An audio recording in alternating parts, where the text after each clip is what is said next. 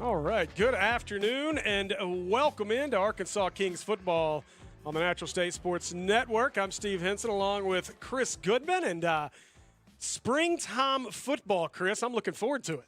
Yeah, it's a little different for me watching some spring football, and we're not in an arena with some walls around the field, but I'm very excited to be out here. Yeah, I mean, obviously, you had a lot of experience at this level with the of course, Punishers, and watching these guys out here play and know this Kings team, this league really well. So looking forward to calling this one with you, but excited to be back inside of War Memorial Stadium. Yeah, this is always a great place to play a football game. The Kings and Justin Bowie do a good job of taking care of their team, as does Nick Blackman and the Mississippi Mayhem, who they're playing tonight. But, yeah, Justin does a great job out here. I know a lot of these guys on the field. It's crazy going down there. Some of them I played with. Some of them came in after me that I still know. But it's always good to be out here and watch these guys play. So as we do have our national anthem going. So we will take a quick break for that and be right back.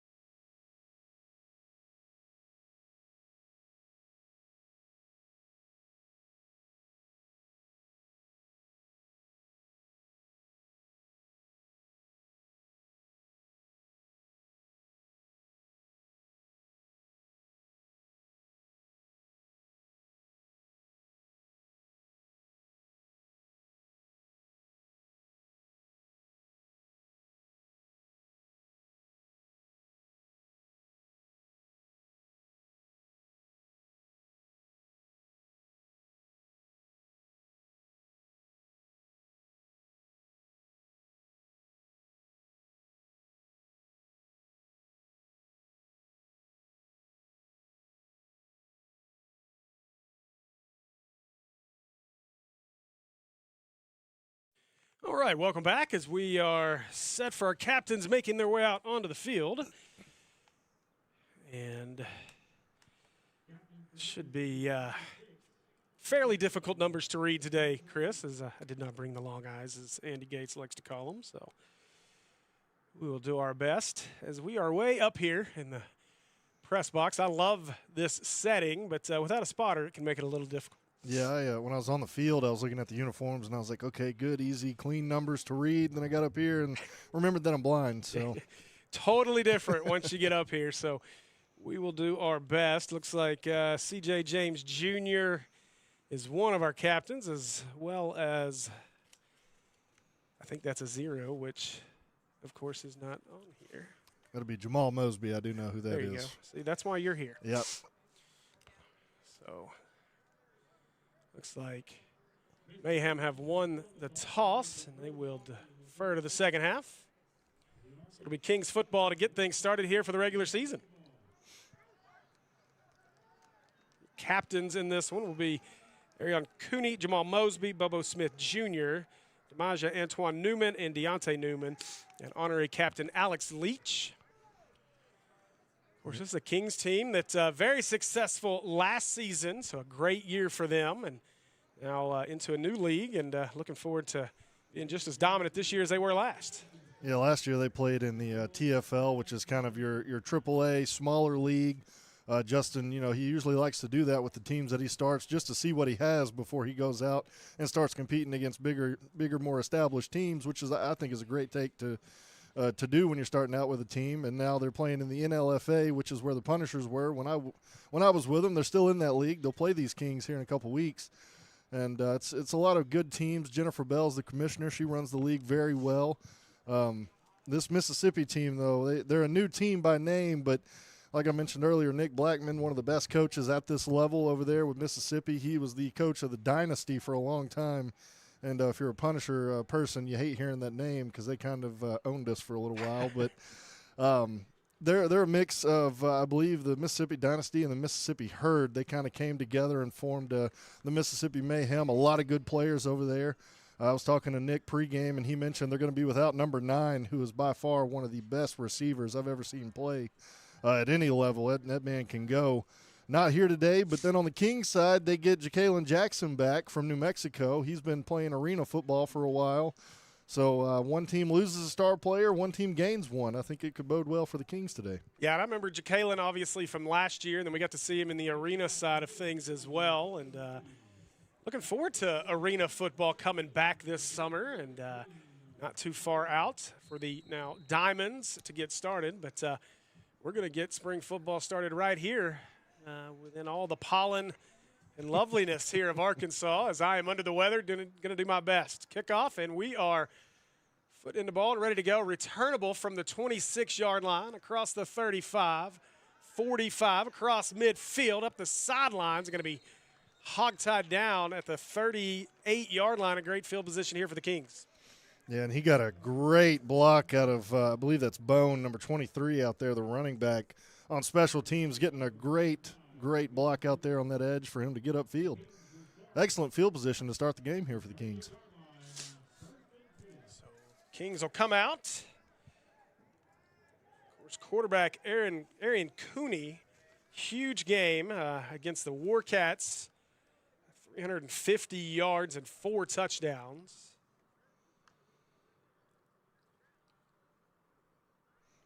On the roster, 23 is Corey Smart. That's not Bone.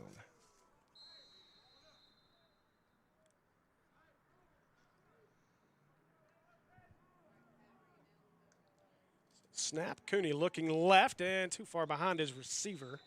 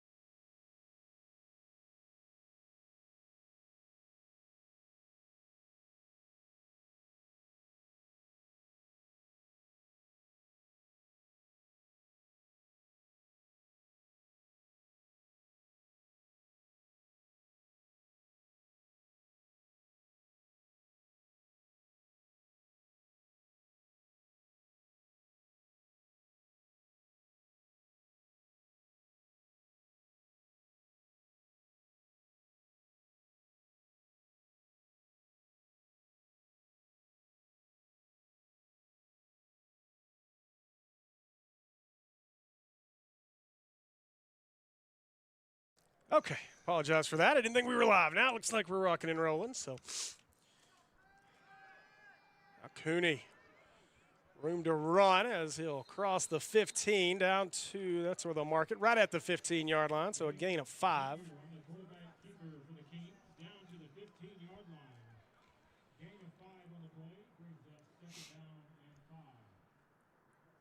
Still working through a few of these issues here, but whatever reason, I'm not seeing us live, but it says we're live.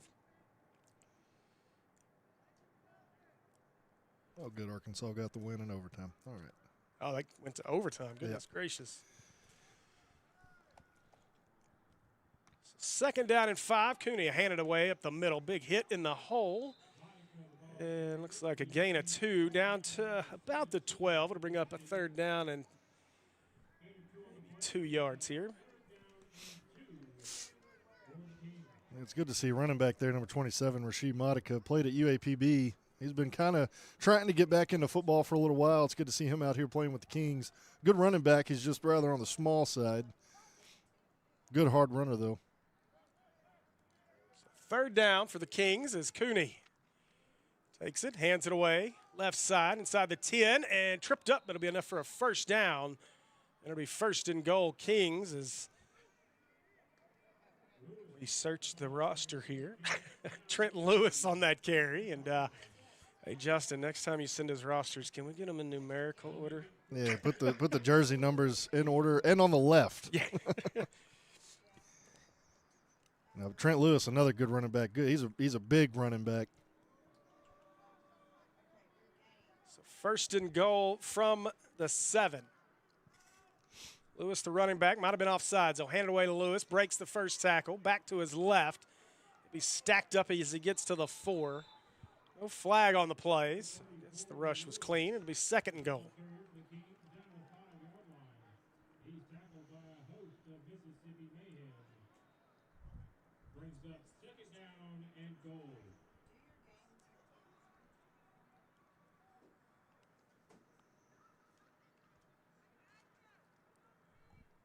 Second and goal.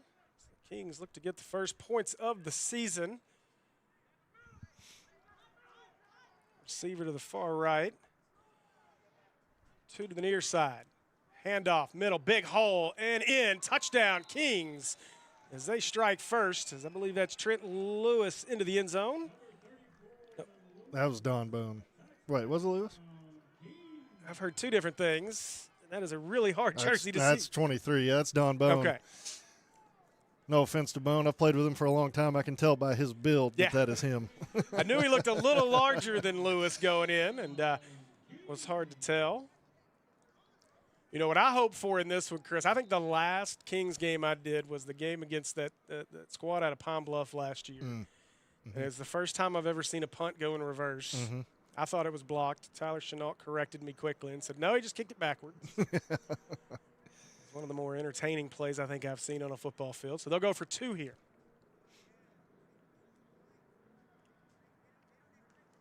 Cooney bobbled the snap, hands it off, and good, as they'll get the 2-point conversion and make it 8-0 Kings here early on.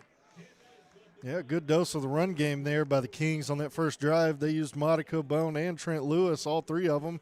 You got the small back, the medium back, and the big back, and all 3 of them, I don't think any of them lost yards on any run they had.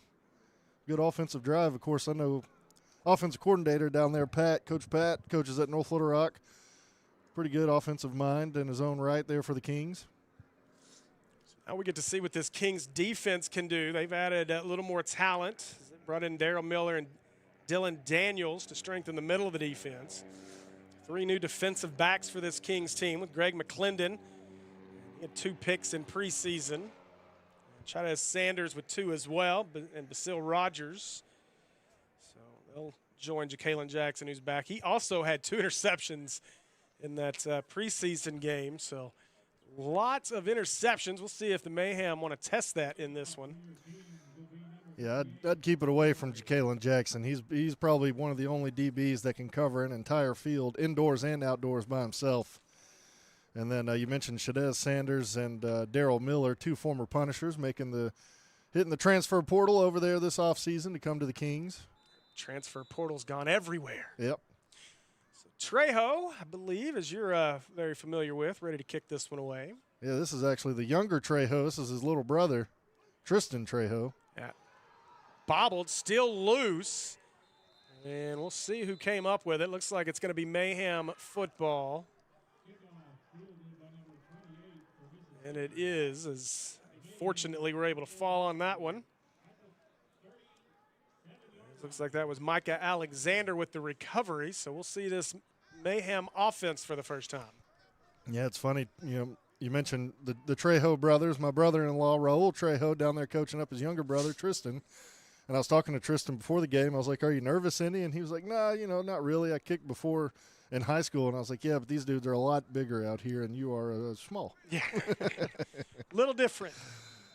But that was a good kick there. Got exactly what they were talking pregame, though. Wanted to kind of kick it up towards that 30-yard line and see if they could get a muffed kick or anything like that. Some more looking right. Now over the middle. Got an open man. Caught at midfield. As that is Xavier Deere on the catch. And that'll be enough for a Mayhem first down.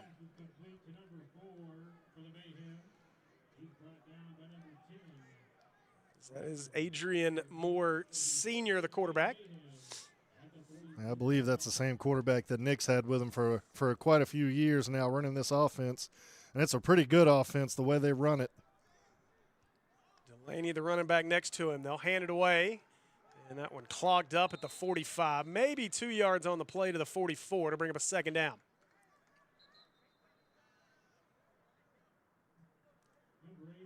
I am anxious to see, though, who steps up in that receiving core without Thurman, number 9 here for the Mayhem.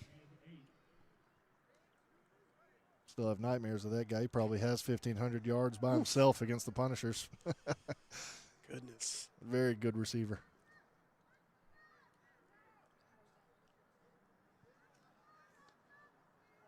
Some more drops, looking, throwing. Got his man down the seam and tipped away, incomplete. It was a good play back in the defensive backfield there by the Kings. I think that was Ja'Kalen Jackson coming over from that safety spot to bat that one away. They did kind of run a nice little wheel route, though, right behind, almost a hitch route. Coach Nick Blackman loves those kind of route combos where you think you have everybody covered and then somebody squirts free out of nowhere. Excuse me. So 3rd down and 8. As they'll move Delaney out to this trip set on the near side. Moore drops. Flag on the play. Throwing into the seam and incomplete. I think we just had receiver not set there, so you'd think the Kings will decline this.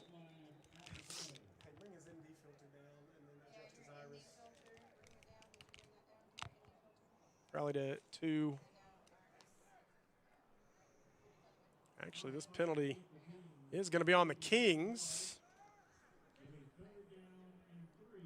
So 5-yard penalty. It'll be 3rd down and 3, and another opportunity here for the Mayhem.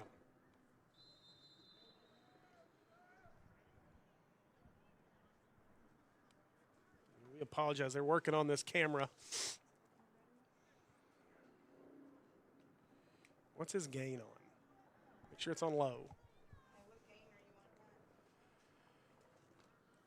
Now Moore up the middle on the snap. Quarterback run should be enough for a first down, and it is for the Mayhem. What's going on, Tristan Harlan? Good to see you in the comments. Tristan will be your play-by-play guy typically. He's got some state championship game duties for Arkansas TV this weekend. So a couple more games left in Hot Springs.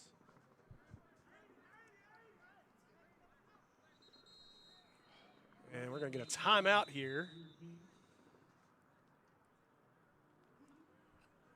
Timeout Kings with 5:55 left in the first. You may just want to kind of settle everybody down.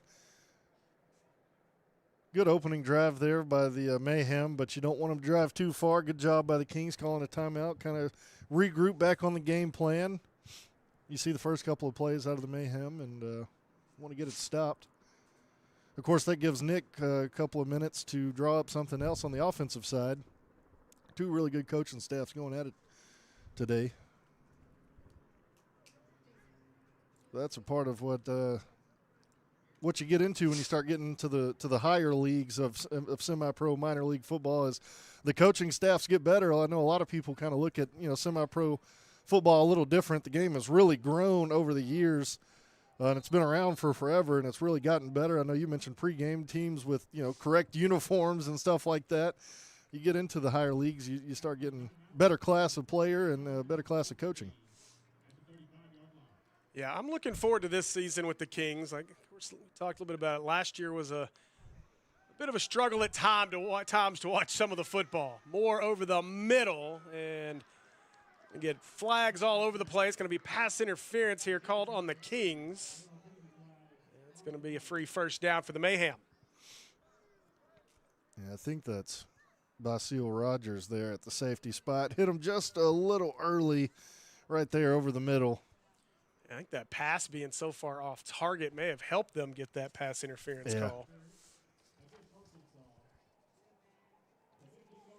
I want to say congratulations to our Natural State Sports Network teams. We were joking yesterday, NSS Networks, where the champions play is. Yeah. Of course, Pulaski Academy girls win the 4A state championship, and then Mills runners-up as they lost to Hall last night, and then Parkview defeated Marion in overtime to get the 5A state championship.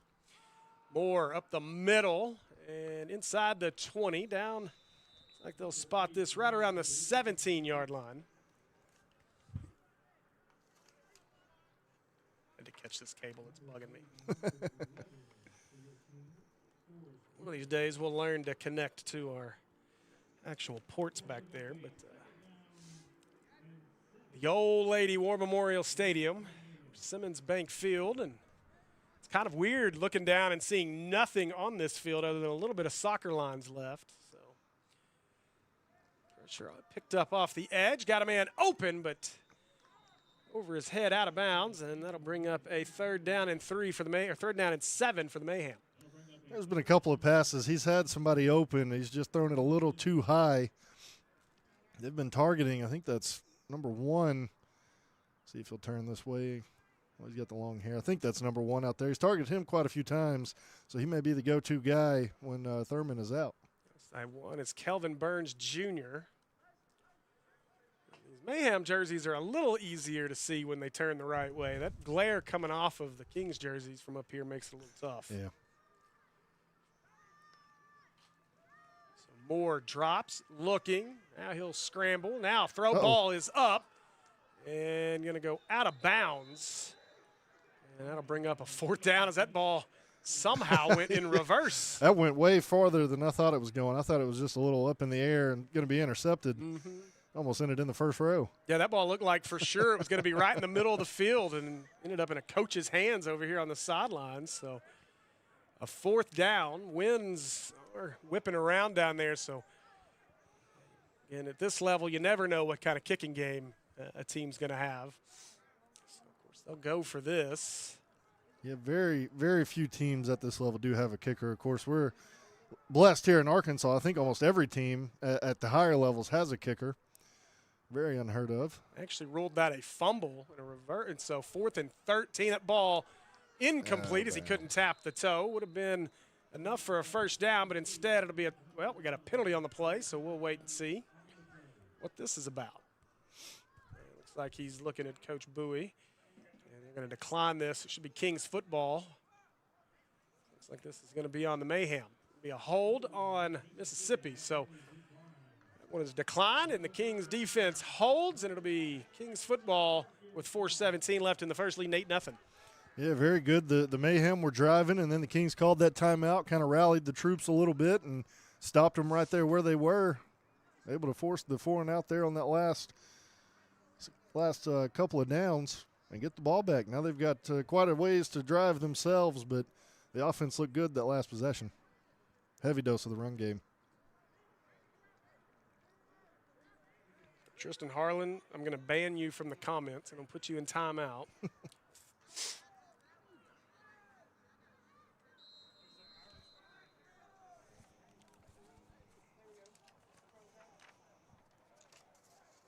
Hey, his issue up there is he's going to need to white balance.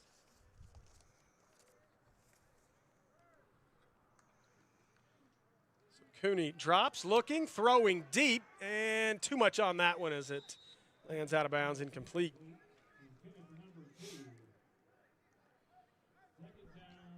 Second down and 10 for the Kings. Yeah, and of course, we mentioned all 3 running backs that the Kings used earlier. They've got a good group of receivers as well. Bobo Smith Jr., a very good receiver. Kamani Gray, number 2. And then number 12, a guy I'm very familiar with, DJ Johnson, listed as Demarion Johnson on the roster, but DJ is very good.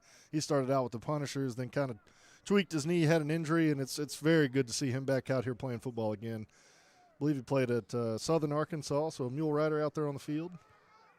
And this one up the middle. Good gain on 2nd down. Bring up a 3rd and manageable as he gets about 5 out to the 28-yard line.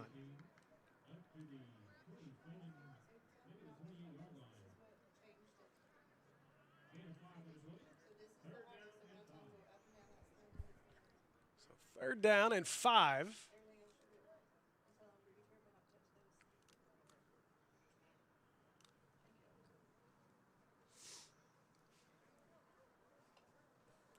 Cooney will direct his offense here.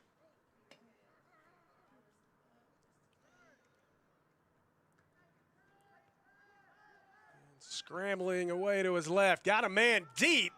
Found him. Caught inside the 30 down to the 26-yard line. That'll be a first down and a big play for the Kings. Yeah, I think the defense there, when they saw Cooney start to roll out, they immediately thought he was going to run. 18 leaked out. Who was that? Martavius Miller leaked out downfield, and Cooney with a great throw. Almost looked like his brother there. Yeah, poor Drevius Luckett got left on an island back there to safety position. Had nobody back there from the corner position helping, as they left him wide open, and he just kind of turned around with his arms up like, where's my help? Yeah, Cooney's older brother, his name just escaped me, played college football out in North Carolina, very good quarterback. But that throw, Cooney looked like the better quarterback. This one inside the 25. Now the pile pushes down to the 27-yard line. A good carry there on first down. Making the 22-yard line, sorry. Yeah, so far this game, the Kings have brought the physicality in the run game. Yeah, finding just the right time for that big shot play on third. So nearly into the red zone of the Kings here on their second possession. Scored a touchdown on their first possession and got the defensive stop.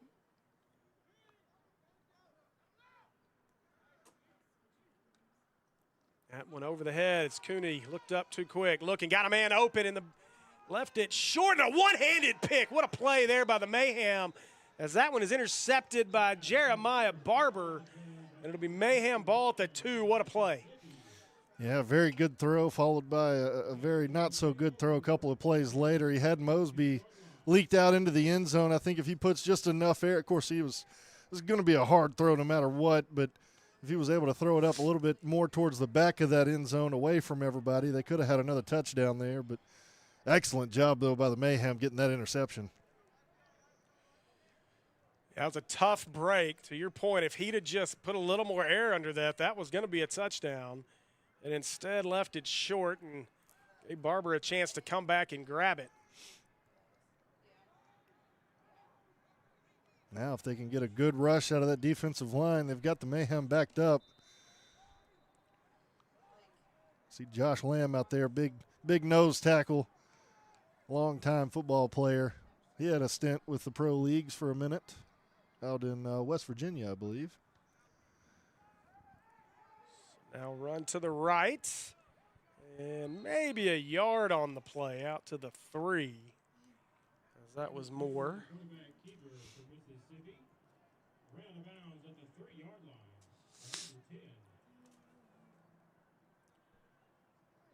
Second down. About 9 here for the Mayhem.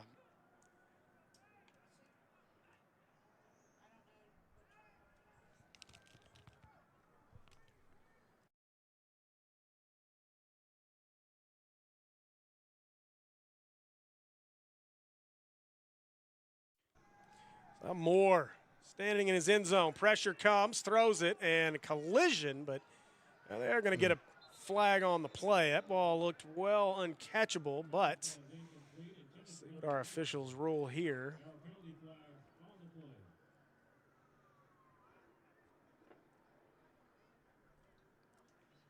Kings pleading their case.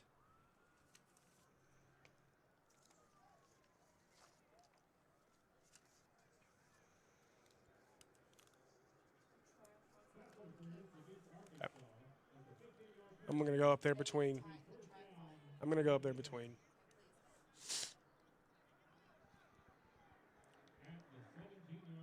So will be a penalty on the Kings. It'll be 1st and 10. Mayhem here with 54 seconds left in the first.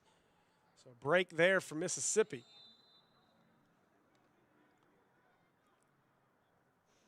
That was a big break because the Kings had everything pretty much covered. And we're doing great on defense.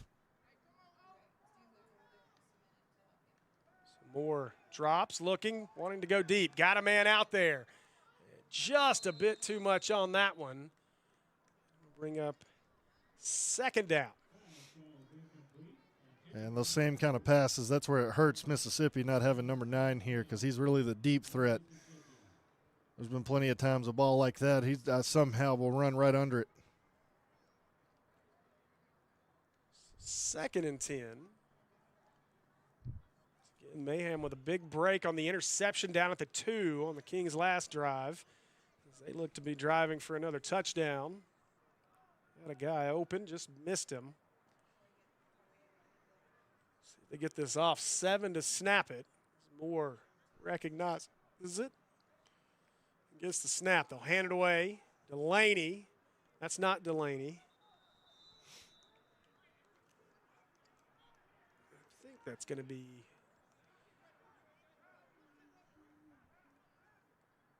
25. Looks like it. That'll be Rico Walden Jr. So that'll bring up a 3rd down and 6 here for the Mayhem, and they don't have to snap it again, and they won't. So that'll do it for our first. After a quarter of play, Kings lead at 8-0. We'll be back with the 2nd quarter here in just a minute.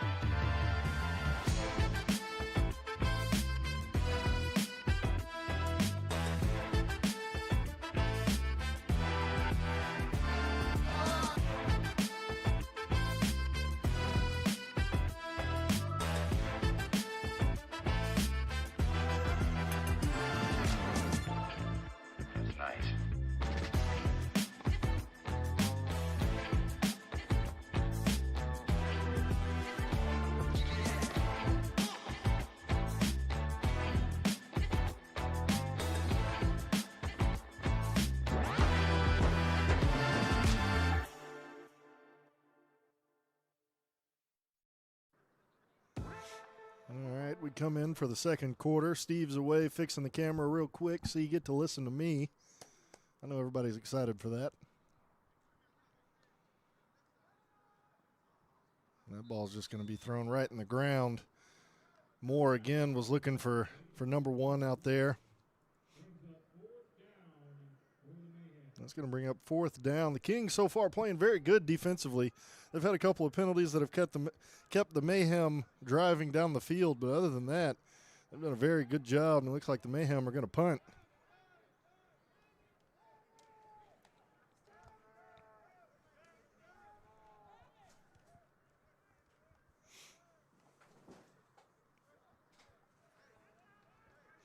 And, of course, with that puts Ja'Kalen Jackson and Bobo Smith Jr. back there to return. 2 very dangerous returnmen. Bobo, a former track star, very fast. Ja'Kalen Jackson, former professional player. They're going to bring Bobo off and put Miller back there with Ja'Kalen. Nope, Ja'Kalen will run off and Mosby will run on. Nope, they're switching again. And we've got a timeout Mayhem. Timeout may have helped the Kings a little bit as well as they were switching return men in and out. Special teams usually kind of the afterthought at this level sometimes. But I know Coach Charlie's got a very good special teams unit out there. Charlie Robinson, special teams coach for the Kings. I'm not sure who the special teams coach is for the Mayhem. Maybe Nick Blackman himself, the head coach. As it looks like we've got everything controlled now.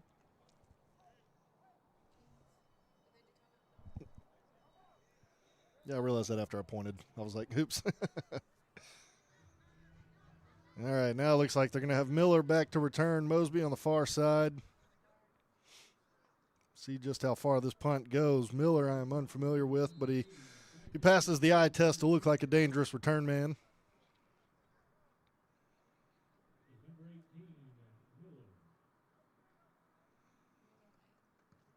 Punts away. It's going to be high. Not very far. Land around the 50 and bounce. It's going to go right to Mosby. He takes it, gets a good block over there, but a great tackle. That probably saved about another 10 yards, that tackle there on the far side. Mosby, Johnny on the spot, gets the bounce and takes it up across the Mayhem 40 to the 39-yard line, and that is where the Kings will set up shop for offense. They've had two very good drives earlier, scored a touchdown on a pretty good drive, and then the ensuing possession that they had, they threw an interception off of, I thought it was a good throw in theory. Didn't go far enough. Would have been a touchdown had he got a little more juice on it. Chains are facing the wrong way. Nobody knows it. Now they see it, and they'll fix it.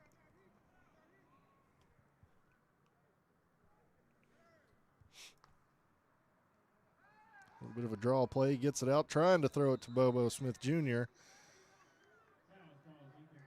Hit him on the back shoulder, and I think if he could have hit him in stride, that's one of those that I've seen Bobo take right up the sideline down into the end zone. Going to be an injury for the Kings on that offensive line.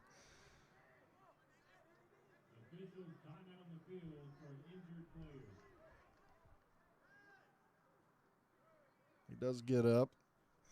Has a little bit of a limp, but he is up and walking on his own power. That's what you like to see.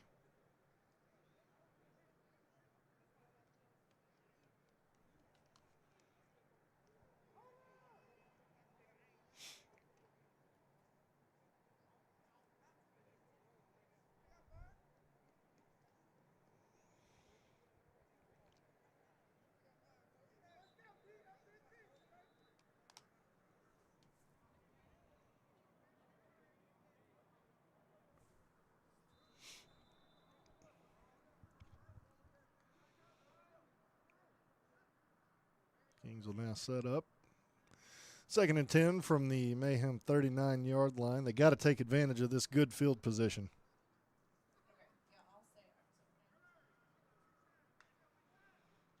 And he'll drop back. Heavy rush. Got to get rid of it, and he does. Great catch by Don Bone. Lowers the shoulder on somebody. It's a big hit, but he only gained about half a yard. Excellent catch out of Don Bone, though. I'm going to talk to him after the game. Big fella showing some athleticism there.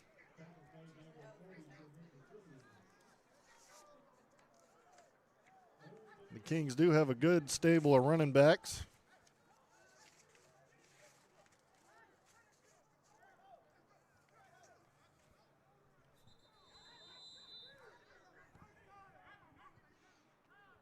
And now we're going to have a timeout for the Kings. They just want to kind of discuss what they're going to do on this 3rd down play, try and scheme somebody open, discuss a couple of things on the offensive line. And then that gives the Mayhem a chance on the defensive side to kind of regroup. I'm sure most of these guys drove up here. I think they're from around the Jackson area there in Mississippi. If anybody's in the comments want to correct me on that one. But that usually has not mattered. Nick, I'm very high on him as a head coach. Tried to get him to come up here and coach with the Diamonds, of course, the Wise Guys at the time, the arena football team. Very good coach. Kings are doing a great job, though, today of staying on the gas offensively and then defensively playing pretty good. There's been a couple of throws out of Moore, the quarterback, that have been low or too high where he's had somebody open.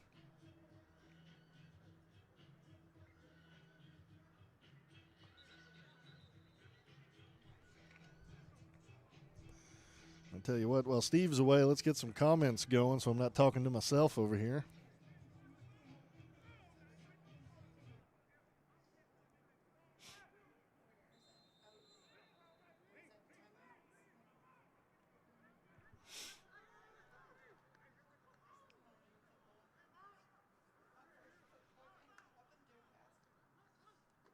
A little bit of a reverse here.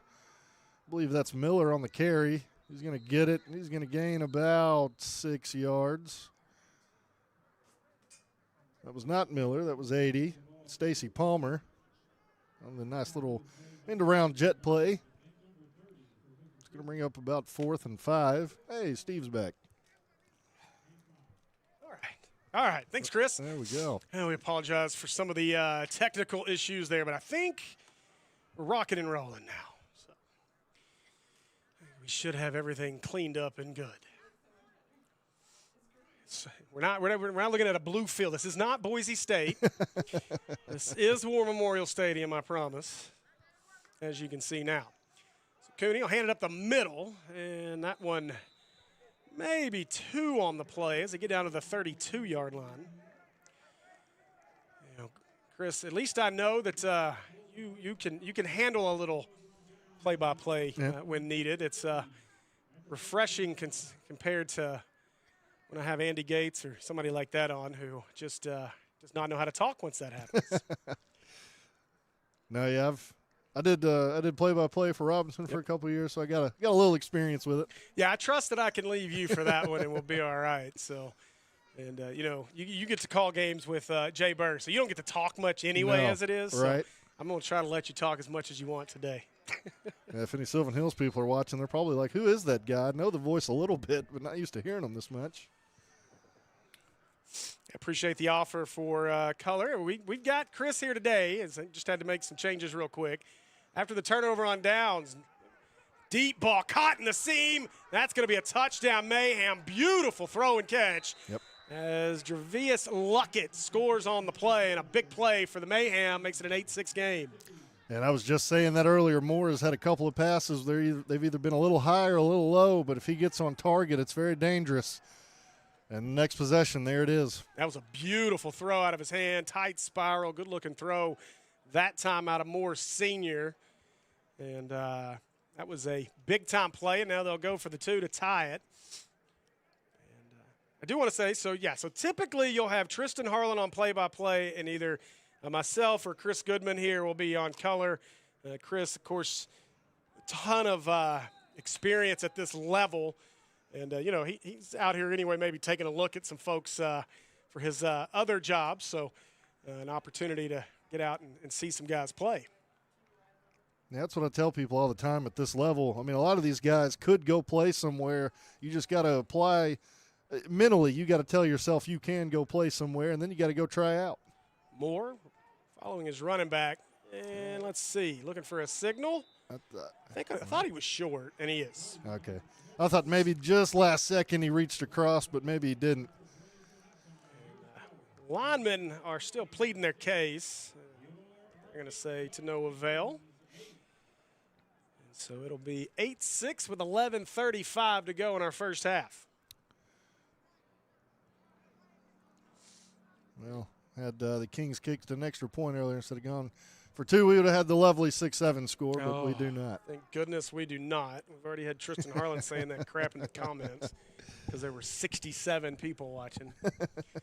So I had to hear that stuff all last week in Farmington, thanks to Dylan Connolly. And I thought I got away from my middle schooler, but apparently the middle schooler Dylan Connolly was in Farmington with us. No, we usually have a lot of fun with that. But, you know, when you hear it, literally every time you mention the number 6 or 7 in your household, it just becomes a little much. But we've had a lot of fun with it. It's obviously means absolutely nothing, but I guess that's maybe the frustrating piece of it. But thankfully it's 8-6 in this one, and we don't have to worry about it. Yeah, I would like to see this next offensive drive. If they don't get a good return here, this next offensive drive, maybe the Kings settle down just a little bit on offense and put together another big drive after the Mayhem kind of hits you in the face with a big deep ball down the field. Better kick this time out of Gardner, returnable from the 15. And looking for a seam out to the 30. And a late penalty flag. Oh, yeah, targeting? That's what I was kind of thinking you may have there. That was Palmer on the return.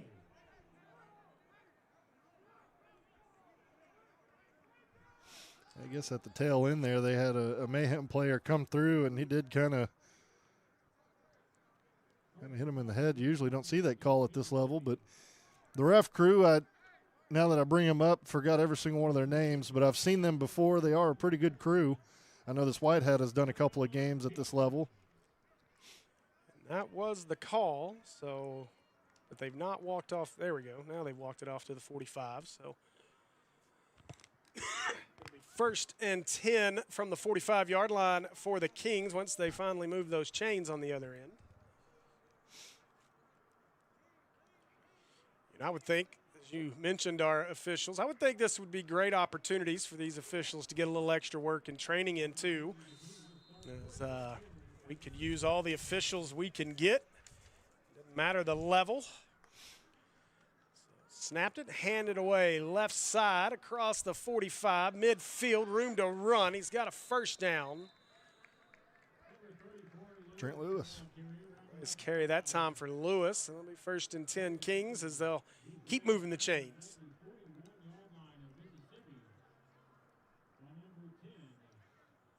We appreciate everybody joining us in the comments. You guys make sure you hit that share button. As you'll be able to find all the home Kings games, so any games played here or up at Hendricks this year will be right here on Natural State Sports Network. Away games will be a little different animal, kind of depends on if it logistically is possible. And off right side, across the 35, ball's loose, and Mayhem, it's like they fell on it, and they did. I believe that's 23 Stony Lions who came out of there with the loose ball. There is a penalty flag on the field, so we'll see what that's about. I thought maybe the Mayhem were offsides on the snap, but I've thought that a couple times here early, and they've not called it. So let's see what our penalty flag is for.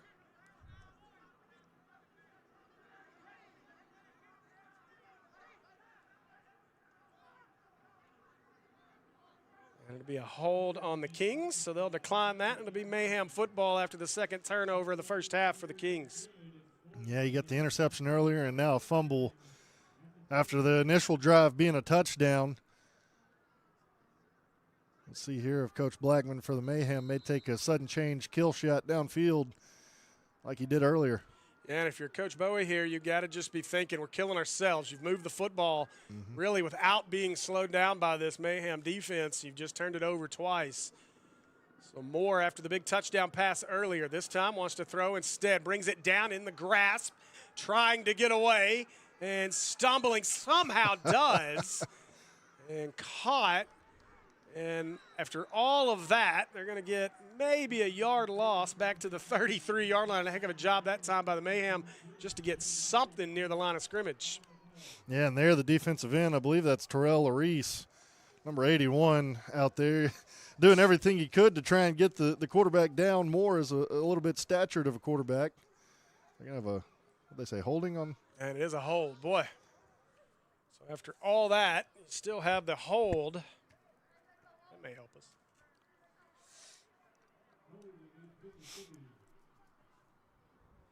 So they will take that penalty. So after all of that, a hold's going to back the Mayhem up anyway. I thought Terrell Reese there, though, did a good job getting to the quarterback, and then Shadez Sanders at that corner spot and staying with his receiver even though all that was going on in the backfield. Because had there been no hold and he still got that ball off, there's no telling what could have happened. Great job staying with his man.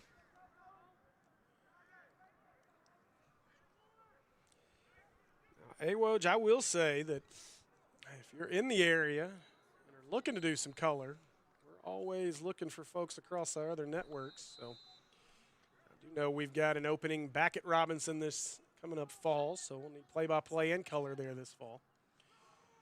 Moore with the fake handoff, and he breaks the tackle in the backfield. Found a seam. What a block. As number 11, Allen Forrest Jr. absolutely got waylaid on the play. Trying to come back and make a tackle. Yeah, and there, Jacob Nichols, I believe, had him in the backfield. Moore is very hard to get down at that quarterback spot. Yeah, he's done a heck of a job just keeping things alive here on this drive alone. Second down, Moore drops, looking, throwing, deep, got a man in the seam, caught, makes a move at the 41 down to the 40, and that'll be enough for another Mayhem first down as they'll mark him at the 39, and the Mayhem moving again. And he finally connects with, I believe that is number 1. I still haven't been able to see his jersey entirely, but finally connects with him, and that's what kind of this offense out of Nick Blackman, that's what they do. If you run zone, he's going to get his quarterback to hit you right where that zone opens up. Very good at it. Him and Moore have been doing it for a long time. I believe that's the quarterback he's had with him. Somebody can correct me in the comments, but I believe that's the same quarterback from the Dynasty, if anybody knows. I'm sure our comments will let us know. We do have some Mayhem fans in the comments. So Moore empty set. Scrambles. Looking, got a man, set down in the zone. That's caught by number 80, Kelvin Gardner. And that'll be a gain of about 8 or 9 on the play. And bring up second down. They're going to mark him at the 31, so give him 8.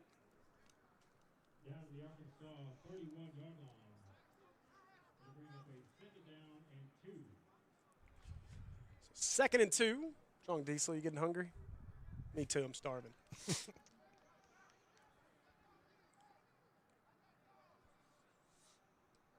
one of those moments you get here and you realize, crud, I haven't eaten all day, other than a banana. This one handed off, left side, across the 30. That'll be a Mayhem first down inside the 25. They'll mark him at the 25 as it's Rico Walden Jr. on the carry. And now the Mayhem have turned around and started bringing some of that physicality in the run game to the Kings. Man, looking like they're starting to get some confidence here after a quick first drive for the Kings. But then subsequent turnovers on their next 2 offensive possessions. And now Mayhem with a chance to take the lead. A couple of people saying that is the same quarterback. That's what I thought. There was a couple of times a few years ago when I was with the Punishers playing against the Dynasty. Very, very good disciplined quarterback. Moore hands it away. Walden Jr. again, this time inside the 20, 15, breaking tackles down to the 12-yard line. That'll be a Mayhem first down once again.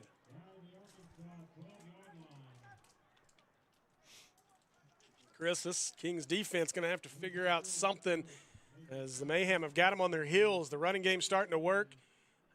They've gotten the passing game going. Yeah, I would say, if you had another timeout, take one, but you only got one. You want to save it. You got to get the defense back under control. Not that they're out of control, just kind of getting picked apart. The zone defense is. But then again, that's what I said earlier. That's what Coach Blackman and Moore will do. They'll sit and analyze the defense and tear it apart. Yeah, I'll give Coach Blackman a ton of credit here. This is, again, I've been able, from the times with the Punishers and then last year with the Kings, this has been a really good-looking offense so far here in the first game of the regular season. I'll let the clock run down and call timeout with 5:49 to go in the half. But this has been an impressive, surgical almost offense so far for this Mayhem team. And a lot of times you don't see teams with this high quality of quarterback play that's able to kind of do what they've been able to do so far. Yeah, and it's, nothing against the Kings. They have a very good offense as well. It's just, from my experience as a player, as an owner and a coach, going against Coach Blackman over there on that other side, he's the only coach I've never beat in my entire career. So he's very good, a lot of respect for him. And, of course, the quarterback Moore, very good as well. But he's got a good group of receivers around him that know, one, where to go, where he's going to put the ball. And he's got an offensive line that'll block for him. Of course, on the Kings side, they had 2 great drives on offense, too, just stalled by an interception and a fumble, or they'd be up, who knows, possibly 2 scores right now. Both of those drives look very, very promising. Defense here now just got to figure it out. Of course, they've been there to make plays. It's just hard. I mean, you see it at every level when a quarterback is just picking apart the zone the way that they have today. It can be hard to balance and go back against that. Yeah, they've had a lot of success in the seams, and then you counter that with the fact that Moore, even when they've gotten pressure, he's been really hard to get down. And now they figured out a little bit of the running game as well to counter off of those the passing game. And so right now they're doing about anything they want offensively. We'll see if the Kings can settle in here in the red zone, shorter field, limit the options now.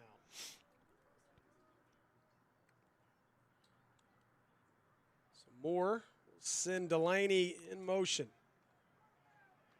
Moore right up the middle, spins down to the 1-yard line. It should be enough, and it is enough for another first down for the Mayhem. Be first and goal. Yeah, and that's what I was just about to mention, staying in that 3 front, maybe what's hurting the Kings a little right now. They've kind of had a three-down lineman and almost 1 linebacker look almost. Kings just get a substitute off the field. Moore right side, pushing behind. Touchdown, Mayhem. Mississippi takes the lead 12-8 with 4:57 to go in the first half.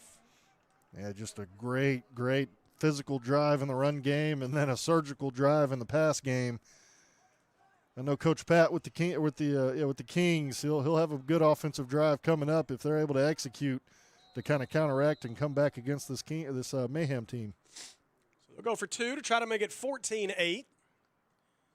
Moore looks right, now flips it up and right through the hands of one receiver and then into the chest of another, but incomplete. So it'll stay 12-8 with 4:55 to go in our first half. Yeah, very good drive after the Kings' initial drive went for a touchdown and a 2-point. The Mayhem are able to cause 2 turnovers and get 2 touchdowns out of it. I believe the interception led to a touchdown, and then the fumble there leading to a touchdown. Yeah, and to your point, it was about to be at least 14-0 as the Kings were driving, and that pass, it would have been 6 if he'd have just put a little more air under it. Instead, left it short. A great one-handed interception down there by the Mayhem. And then they were able to drive the length of the field for their first score. And then Kings were driving again, and a fumble. It was recovered by the Mayhem, leads to another score, and all of a sudden momentum shifts, and it's a 12-8 Mississippi lead. And now here's where it's key at this level, the big momentum shifts. You got to rally the troops, get guys back on track, and back into a good headspace, so to speak, get ready to go back out there and play and compete. Sometimes those big momentum shifts can just knock you out of it. But it starts right here. You got to get a good return if you're the Kings. Gardner to kick it. This one skied, returnable though. The 22-yard line as an up man took it across the 25, 30, inside to the 35-yard line. That's where the Kings will start this possession. Looks like that was number 0, Jamal Mosby on that return.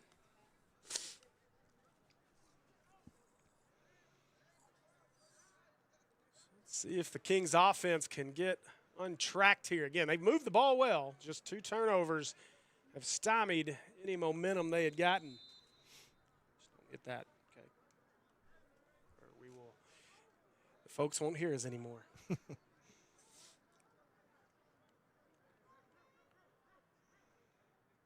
Cooney, 4:19 to play in our first half.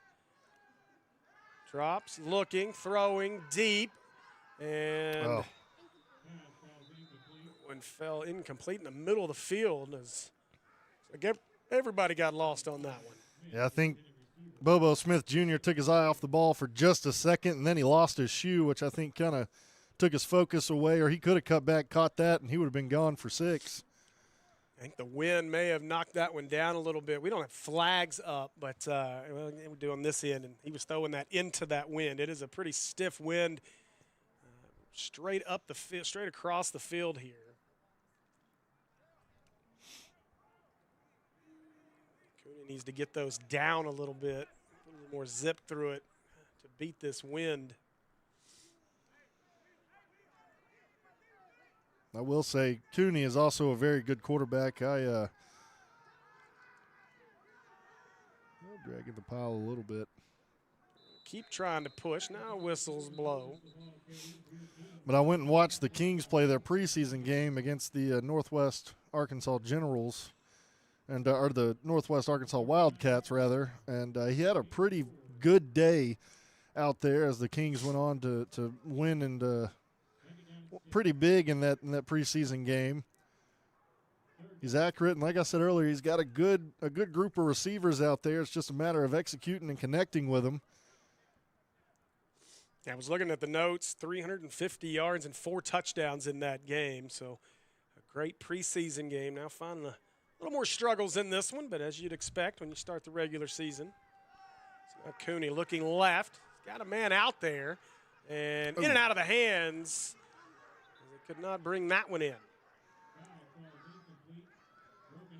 I thought that was a good play there by the receiver and the DB. The receiver didn't catch it, but was able to make a play on it. DB knocks it down. Pretty decent throw there by Cooney. Kalen Cooper is his brother's name. Played at Winston-Salem University out there in North Carolina. Shout out to him. Wonder what he's doing these days. I think that's a 3 on that jersey. I'm trying to see who that intended receiver was. I believe it was DeLon Johnson. No? It's Kamani Gray. Okay, thank you. These jerseys are a lot of shine on them. They're real nice to look at up close, but from up here, it makes it a little difficult to catch the numbers. So now Cooney rolling right, in trouble. It was a good job to create some space. Look out, White Hat now running across the 40, and he'll be drugged down at the 42-yard line. He'll be shy of a first down. And so that'll be a turnover on downs, and it'll be Mayhem football. We've got an injured Mayhem player down, as that's number 20, Michael Nelson, who's shaken up on the play. Yeah, and there I like it both ways. I like the call to try and go for it, but then with it only being a one-possession game, I'd probably punt for field position, given how the offenses ran the last couple of times for the Mayhem. Yeah, I'm with you there, Chris. That's a tough one because, again, with 2:28 to go in the half, you could find yourself down quickly, and it'll be Mayhem football as well to start the second half.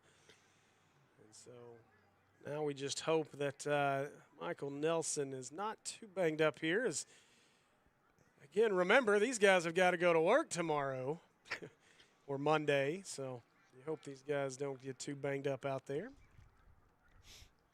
Sometimes these guys got to go to work tonight. Yeah, that Nelson wanting to put a whole lot of weight on there, so let's hope he's okay. He's helped off the field. And I will say to that point, that's what I love about this level of football. When it's done right, like Mississippi here and the Kings, 2 very good programs, ran very professionally. When this level is done right, it looks good, it's entertaining, it's fun. To your point, last season, the Kings in the league that they played in, some of the teams shaky, as our friend D-Rob would say, but when this level's done right and the teams look good, there's a ton of benefits to it. I've seen guys change their lives, for the better, become better men in society because of semi-pro football and grow as people. It's led to plenty of opportunities. Ja'Kalen Jackson for the Kings is a perfect example of a guy playing kind of this semi-pro minor league football. Next thing you know, he's getting paid on Saturdays to play football in the arena level. So you make it what you want. If you're here to just have fun, it's something to do on Saturday, stay in shape.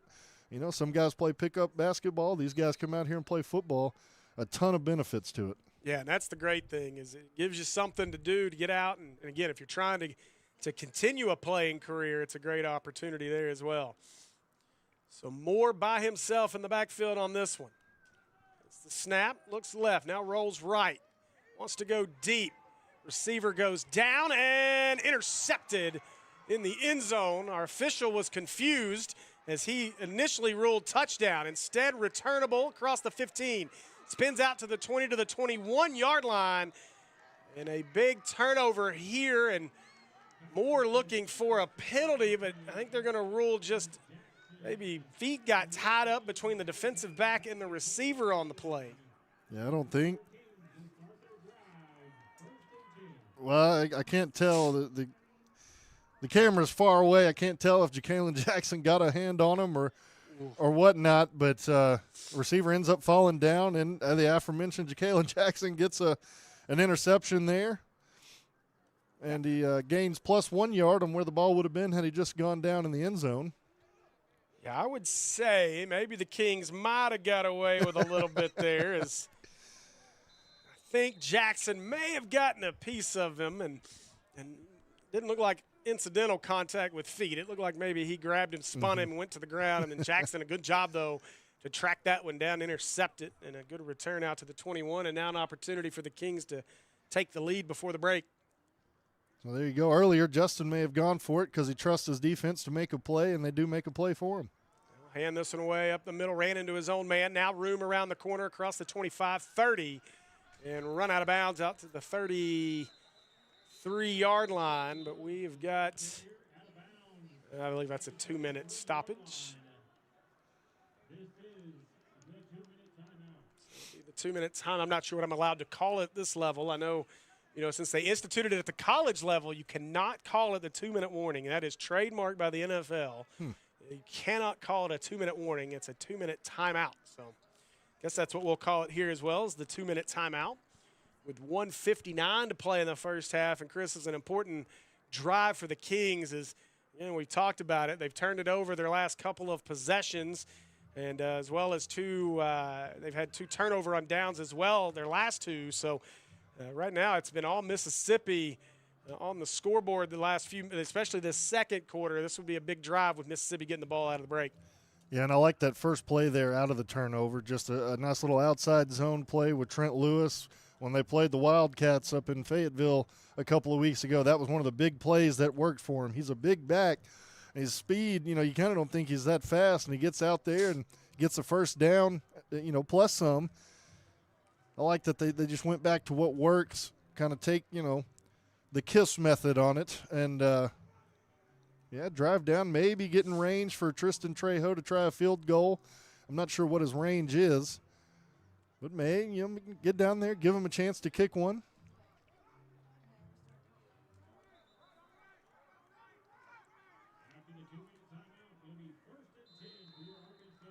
First and 10 Kings, 1 timeout left for both teams.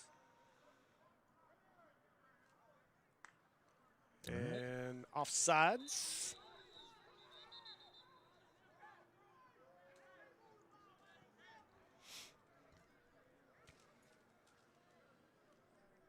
So should be a free 5. See what the white hat officially rules. And it is offsides. Offsides against Mississippi. Penalty will be 5 yards. Repeat first down. First and 5 now. After the penalty will be first and 5 at the 38-yard line. Again, we appreciate you guys joining us here on the Natural State Sports Network for Arkansas Kings football. I'm Steve Hinson along with Chris Goodman here today, and we've got Pat Haley up on our main cam, Tanner down on our field cam, Kristen Hinson on production, Diesel Hinson for moral support.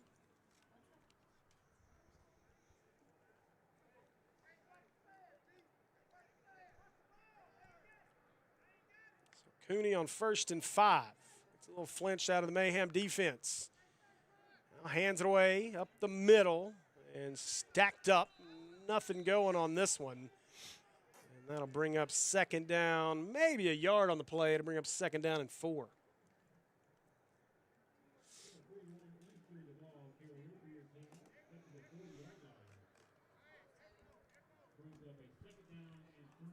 Clock running. They may. No real sense of urgency out of the offense here for the Kings. May just be kind of content with going to halftime. I think they'd try to get something out of this possession. I would want to. I mean, it's. You could see if you were getting the ball after half, but it's Mississippi ball out of the halftime break. So now, again, it's been an explosive Mississippi offense, so maybe not trying to leave too much. That one bobbled, dropped, incomplete. And it'll bring up third down. Well, now with that, I mean, you wasted quite a bit of time there.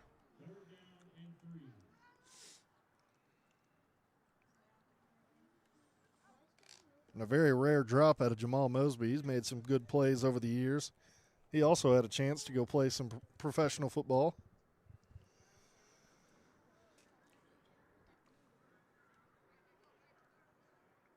Do not pay attention to the number of people watching currently. It is an unacceptable number. We need to go one way or the other. Oh, we're at 73 now. We're good. I was about to say, mine says 73. On the chat, it was showing 67. The helicopter landing up there. Cooney dropping pressure off the edge. Caught. It'll be enough for a first down. Go out of bounds. He did. He get fortunate as stepped out of bounds. A huge hit. Paid for it as well. And he is still down. What a shot there at the end of that play. Kings are not happy about it, but he had turned back into the field of play thinking he was in bounds. There was nothing wrong with the hit. Yeah. The whistle was a little late.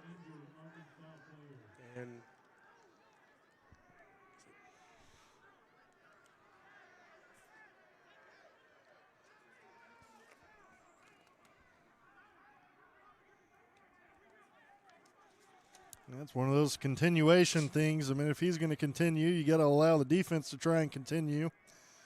There was no whistle. Huge hit there, though, on Trent Lewis. yeah, it was a shot. Again, it was a clean play. And now that we've got the stoppage, I think because of the injury, I'm going to make the Kings use their final timeout here. You may be better at knowing what that ruling would be, Chris, in terms of this level. I know there's NFL level, if you have a stoppage under 2 for an injury, it's a timeout. Yeah, they play, and that may be what the White Hat's talking about. They play by a mixture of rules. They carry over some NFL rules, but not all of them. Well, he would have been out of bounds, so they shouldn't have to use a timeout. Clock would have stopped because he did step out. So they're going to reset, looks like.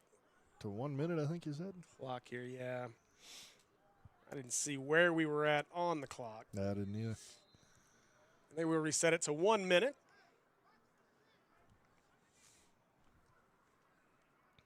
If our clock is a little off on our screen, that is just part of the deal. We do not run right off the score clock. Our producer has to keep up with everything. A little screen pass caught. That's going to be enough for another first down for the Kings. They're going to stay in bounds, though, so the Kings will have to use a timeout, and now penalty flags on that sideline as things get a little chippy.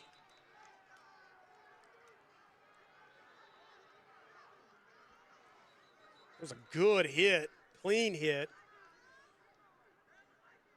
I'm not sure. I guess just the extra talk there on the sidelines what's going to draw the flag. Yeah, everybody kind of surrounded him. A lot of players coming off the sideline. I know Coach Blackman's not going to be very happy about that. He was immediately out there grabbing guys.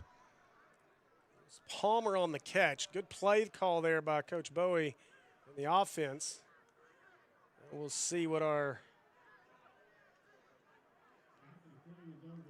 and it will be a personal foul on the Mayhem, so keep the drive marching inside the 30.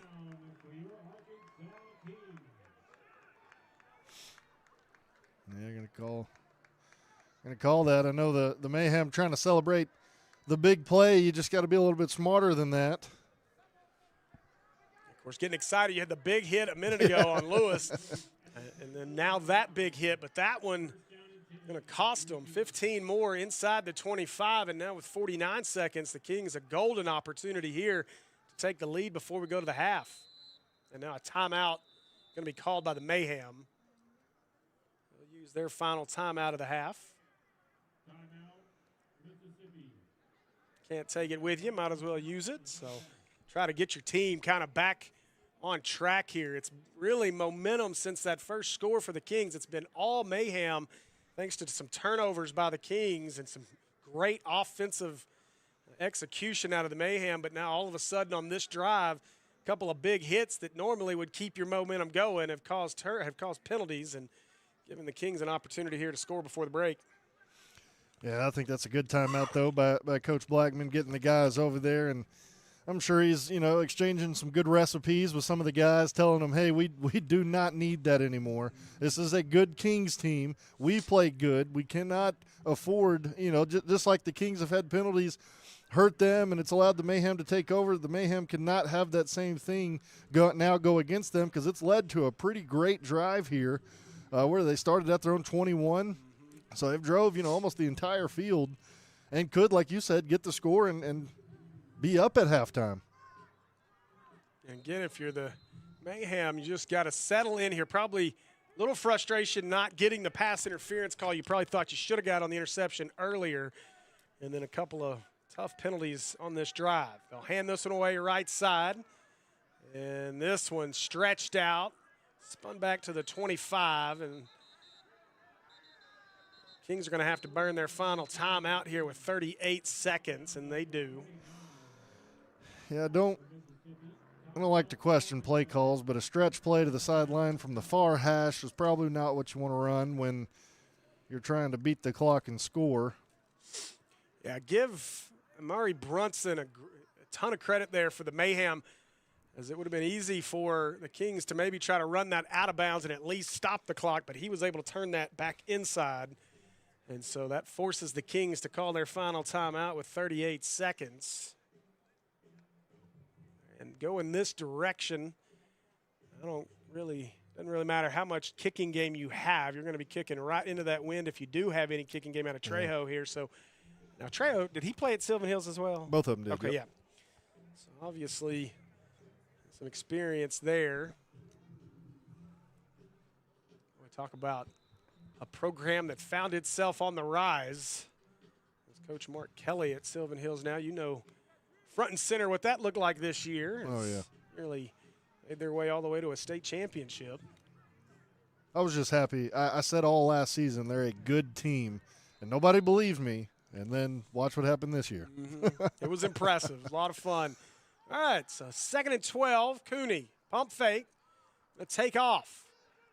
Better get out of bounds as that's going to be well across the line of scrimmage. And Cooney just lost where he was on the field. Should have just taken off out of bounds, and now it'll be a penalty for an illegal forward pass, and it'll be a loss of down here. So it'll be 3rd down after the penalty is marked off.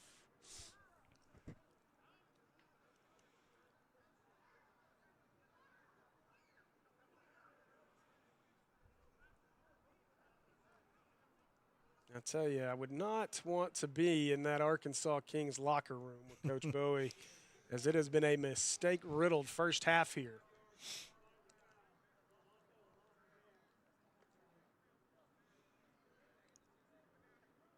So they'll step this one off, and they'll bring up a 3rd down. Yeah, it being a loss of down is also very big.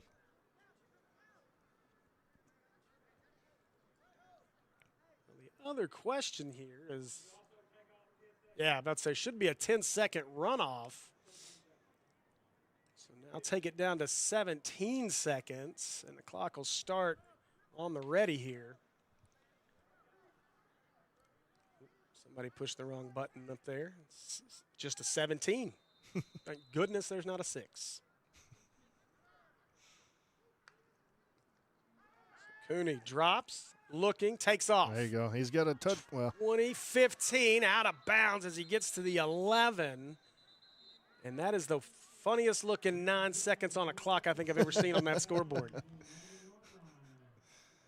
I'm not sure what you would use that for, but that is not your typical 9 seconds left on the clock. It's just a 9. There was a penalty on the Mayhem. That's going to be declined. And so it'll be 1st and 10 from the 11 for the Kings.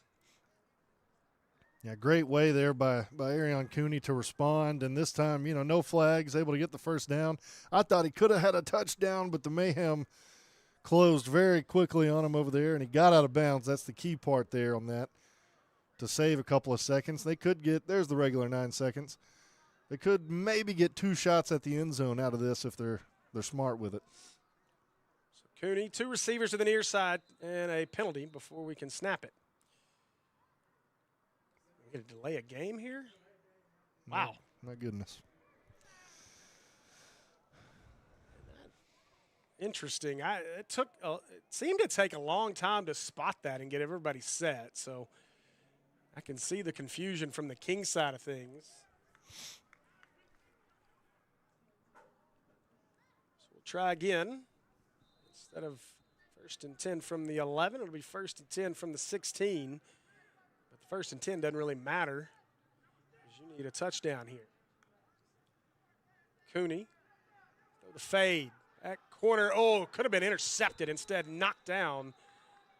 And the Kings will get one more shot at it here with 5 seconds left in the half. Yeah, and the Kings want a flag, but I thought it was pretty decent defense back there in that back corner of the end zone. Yeah, Cooney just left it well short. He needs to throw that ball to that pylon back there, and instead he left it short, kind of like he did on the interception earlier. And fortunate, really, for the Kings that the Mayhem defender was stumbling backwards. Otherwise, that ball probably would have fell right in his hands. Yeah, now here, your best pass play to get somebody open, you got to call it here, get in the end zone. They're not going to go for the field goal. They might if there's another second or two on the clock. So Cooney looks, rolls right. Looking, got a couple guys out there. He goes middle, going to be intercepted. No, dropped.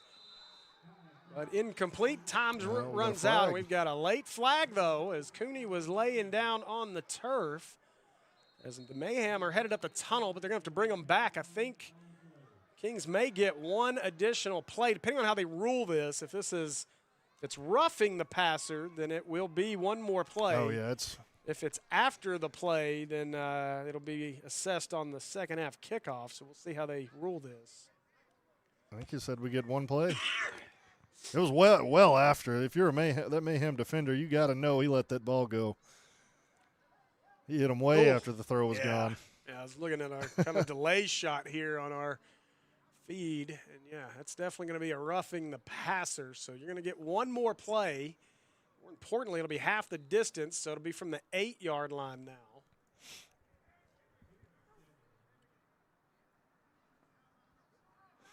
I know that one. The roughing the passer call, a lot of people don't like it because it's so bang-bang sometimes, but that one was pretty obvious. Yeah, you're not going to get away with that one. Trying to see for sure, but I think – I can't tell the number on the center, but I think it's Kenneth Bogan, 53. If it is, that's our cameraman for the Mills Sports Network. Yeah, so. It is Kenneth Bogan out there at center. Big Ken Dog. He did a great job for us as a camera op for football and basketball season from the Mills Sports Network. Well, they didn't look set there. They're going to get it off. Cooney throwing, and that one dropped. Should have been a touchdown. And instead, incomplete, and that will do it for our first half. We'll go to the half as the Mayhem lead this one 12-8. And I'm waiting to see what the clock says here, what kind of break we're going to get. I think everybody, 15, maybe. Let's see. I believe we're going to take a 15-minute break here with them as well. So we'll be back in, we'll give it about 8 minutes or so. We'll be back with you for our second half of play on the Natural State Sports Network. You're watching Arkansas Kings football.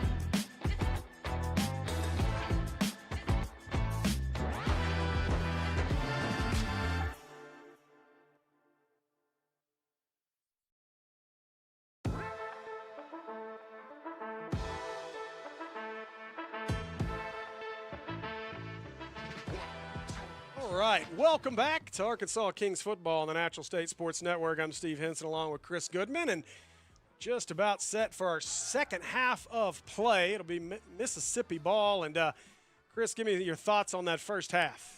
Yeah, I thought it was a very well played first quarter out of both teams.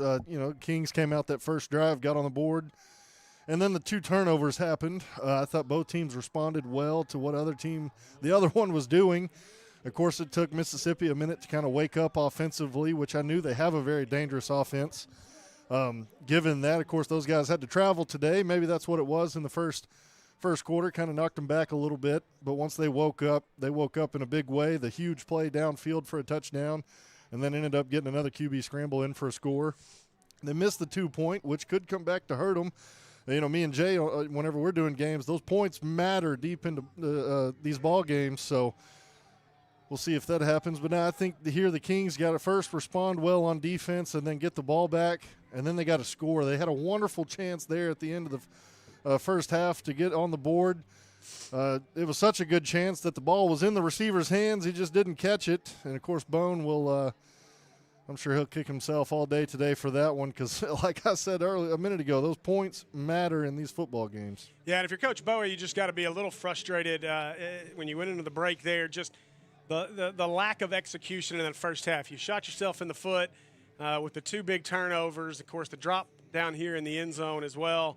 The bust in the coverage on the big touchdown pass for the Mayhem. But really, if you'll come out and execute the way you were in the first half before you started turning it over, you really should be up a couple of scores right now. So we'll see if the defense can settle in here on this first drive and shut down this Mayhem offense and give the Kings a chance to get the ball back and take the lead. Yeah, and if that's, if I'm Justin Bowie, that's what I'm saying when I go into halftime. I'm saying, look, everything that happened, we could have been up at least 3 scores had everything gone our way. Play like that, and let's go out here in the second half and execute. So Trejo to kick. He'll pooch this one returnable from the 35 across the 40. And going to be stacked up and taken down at the 42-yard line, and that's where the Mayhem offense will take the field. So we'll see. Again, they really had things going there early in that second quarter as they had the Kings on their heels defensively between the run and the pass. See if they can figure out again. Really, the only thing that stopped the Mayhem was could have been a pass interference. It turned into an interception for the Kings in the end zone by Ja'Kalen Jackson. And now whistles before we get this play. Wow, and a timeout out of halftime. So not what you want there if you're Coach Bowie. No, not at all. Looked like a substitution issue. Nobody knew who was supposed to be in. They got to burn a timeout. Not what you want coming out of halftime, especially when you're trying to clean a couple of things up.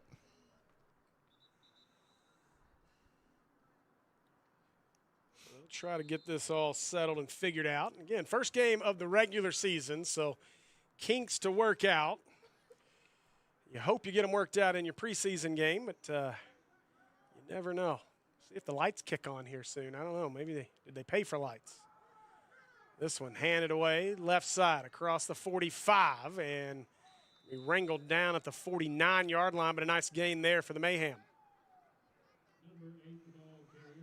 Yeah, and the Kings staying in that 3 front. I'm trying to figure out what to call this defense. I think it had 3 down linemen, 3 linebackers, but the way they line up, it's almost like a 3-1-1.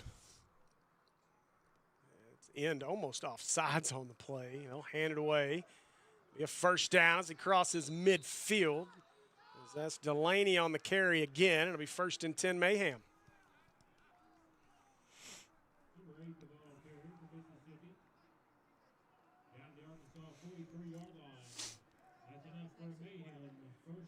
First and 10, and now they're going to go with some tempo here. Delaney again down to the 40-yard line. Give him 2.5, maybe 3. They will spot it at the 40, so it'll be 2nd and 7.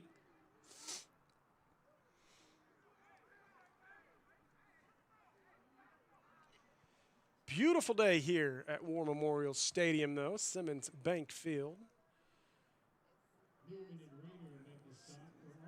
Low 70s. It's the calm before the storm, literally tomorrow. Is weather coming through the region tomorrow. Some more. Keep this one. Good play call here as he's inside the 30, and that'll be enough for another Mayhem first down to the 29. And right now the Kings, that same kind of run to the left there, the Mayhem have found something they liked over there and are taking advantage of it. I believe that's 3 runs in a row for 11 or 12 yards. Yeah, it was a good counter that time. They went to Delaney, and this time on the little RPO-type play, Moore keeps it, and nobody out there for the Kings, and so a good first drive of the second half.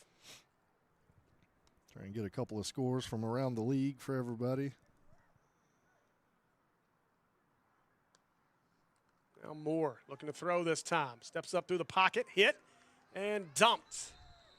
That'll be the first sack of the day as they finally do get Moore to the turf.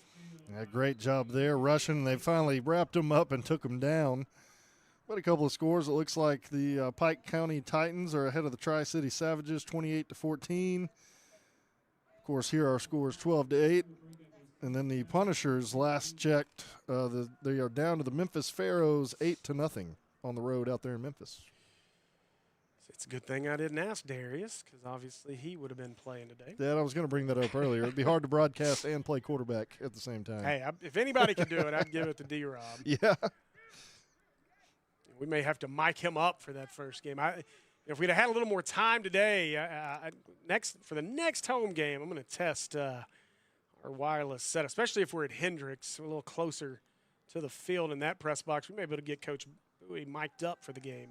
Ooh, what a blitz off the edge. This ball may have been tipped incomplete.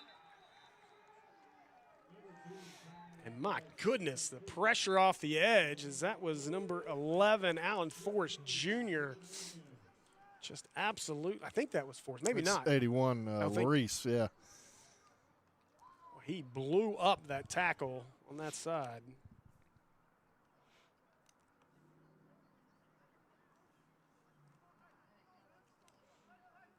You gonna make it there, kid? He's starving to death over here. Now Moore on third down. Looking, he'll scramble to the right, in trouble. Throws back across his body. The Cardinals sin. And just falls incomplete, and it'll bring up a fourth down. Yeah, great job there by Darryl Miller. Kind of a delayed blitz, but shot through there after Moore, able to flush him out of the pocket. And like you said, threw across his body into quadruple coverage. The receiver still almost came down with the football, though. Be fourth down, and see if they decide to go for it. Kind of no man's land here. As good as the Mayhem defense has been, might as well go for it. Here's a big opportunity for the Kings to respond here early and kind of take momentum back. 4th and 15, Moore drops, pressure off the edge again, gets away from it. Now throwing again across the middle, tipped and incomplete. And so it'll be Kings football as they hold on downs. Yeah, very good job responding there on defense.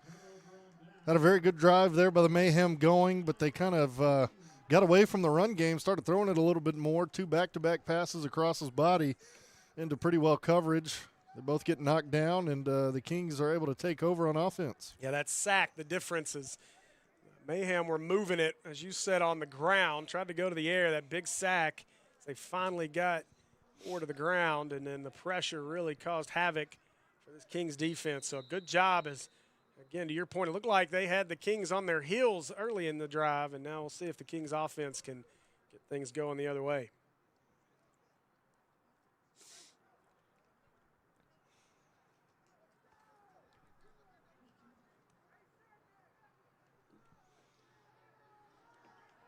They got to hurry. 4 to snap this, 2 to snap it. They just do snap it.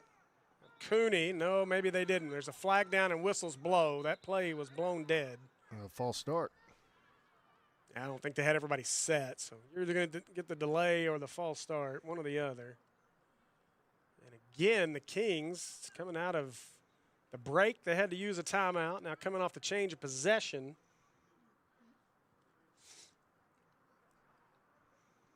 They get a penalty here, so back them up 1st and 15. Yeah, it's just you can't have that coming out of halftime. And then when you get the possession, you get the stop you need.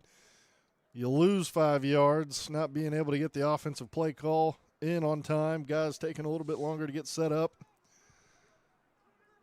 When you're going against a good team like this and a good coach, you gotta be on it when it comes to execution. So 1st and 15, 11:02 left in the third. So it left side bobbled, caught at the 30.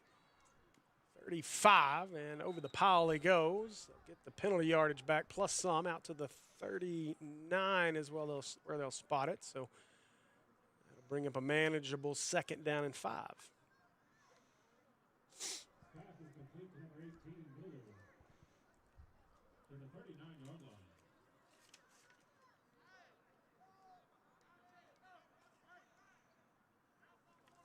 Brings up 2nd down and 5.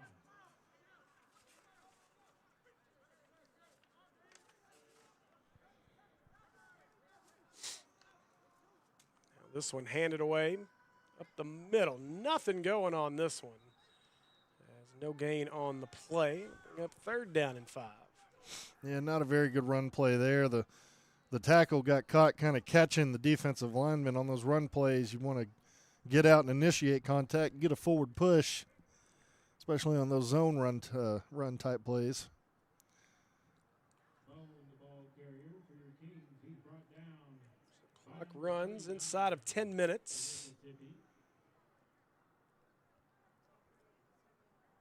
Play clock hasn't just started. 3rd down and 5 for your Kings.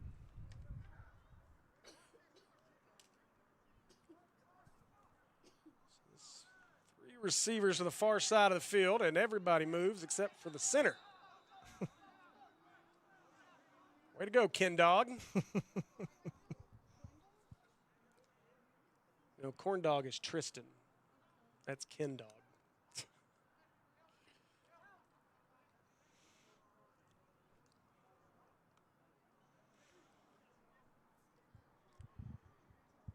Not often you get to mention the center's name, usually not for a good reason. So. Yeah. Confusion on the snap count. So it'll be 3rd and 10. And again, the mistakes continue to add up for the Kings here in game number 1 of the season. After the penalty, it'll be 3rd down and 10 from the 39-yard line. Cooney, high caught. Stacked up, looking for room. Going to cut across the field, across the 35. Breaks the tackle at the 40, ridden out of bounds. Should be enough, and is enough for a 1st down for the Kings out to the 49-yard line. A very good job by Miller there, showing a little bit of that speed, getting all the way back to the other side of the field. Got a couple of good blocks over here on this side, but a great job showing the athleticism to go get the 1st down.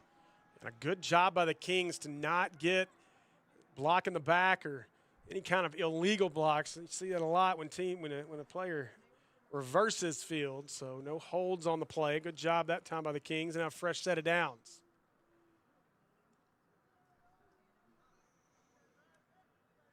Cooney discussing the play call with his running back. Handed away to him across midfield, looking for a block, breaks the tackle, 45, and forearm shivers his way close to another 1st down, and it will be out to the 40 and another Kings 1st down.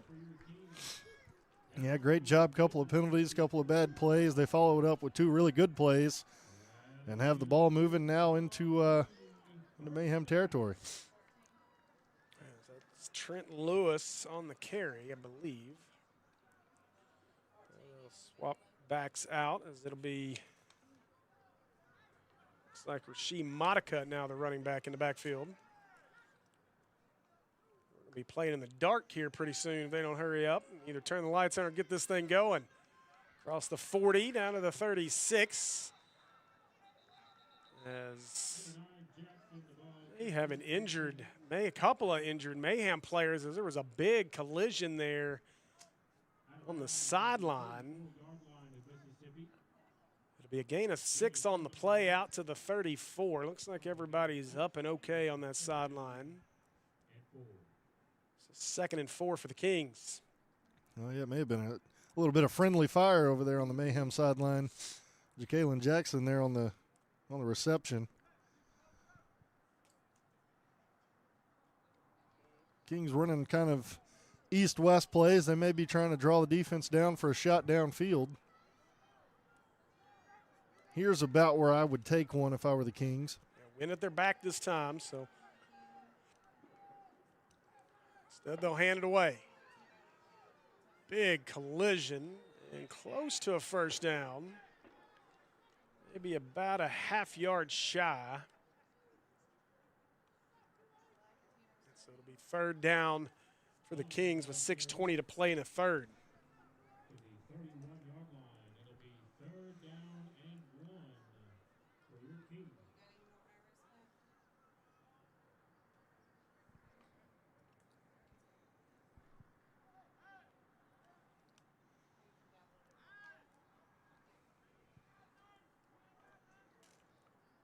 So 3rd down, call it 6 inches here.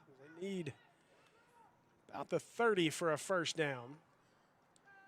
And Cooney hands it away. They got the first down inside the 30 to the 27-yard line. 1st and 10 now for the Kings. I tell you, Chris, I hope they found one of those glow-in-the-dark footballs on TikTok because it's about to get tough to see down there. There is a flag down, though. This could be maybe a face mask where that was at. And it is. Personal foul, face mask, so add 15. So with 5:27 to go in the 3rd, Kings are marching down the field inside the red zone now. Yeah, it's been kind of funny. They've used Trent Lewis, the bigger back, for all the outside run plays, and then they brought Monica in, the smaller running back, for all the up-the-middle plays. Usually you see that kind of reversed. A good trio of running backs, though, for the Kings. All 3 of them can go. So 1st and 10 at the 14-yard line after the face mask. Motion here for the Kings. Cooney looks that way. Good catch, good adjustment inside the 5, and give him 6. Touchdown, Kings. Great play, great adjustment by the receiver on that play. Yeah, it was a very well drawn up play there by the Kings. They had 80. What is his name? He's made a couple of plays today. Stacy Palmer, a great throw and then a good adjustment to turn around, catch that ball, and then it almost looked like the Mayhem defenders didn't realize he had it until it was a little too late. Good job to stretch, get in the end zone. Great way to respond for the Kings here after the way that first half kind of went. Seemed like the momentum all went to the Mayhem. They come out here, get a stop, and then drive for a touchdown of their own. I don't think anybody but maybe Cooney and Palmer on that play knew where that ball went. Because you're right, it looked like the defenders for the Mayhem were a little lost. So now Cooney hands it away up the middle as they go for 2, and he's in. So 2-point conversion good. It's 16-12 with 4:37 to go here in the 3rd. The Kings take the lead back, and we've got bodies still down on the turf down here. So let's hope everybody's able to unravel. We do got a couple of injured Kings. And one doing push-ups. That's Bogan. Yeah, I think that's Ken Dog. Still one injured King down. They'll get him up. See if we can get a number here. Not going to give him much time to recuperate down there. As I think Coach Bowie understands as well. If we don't hurry, this trip to War Memorial may get a bit more expensive if they got to turn the lights on.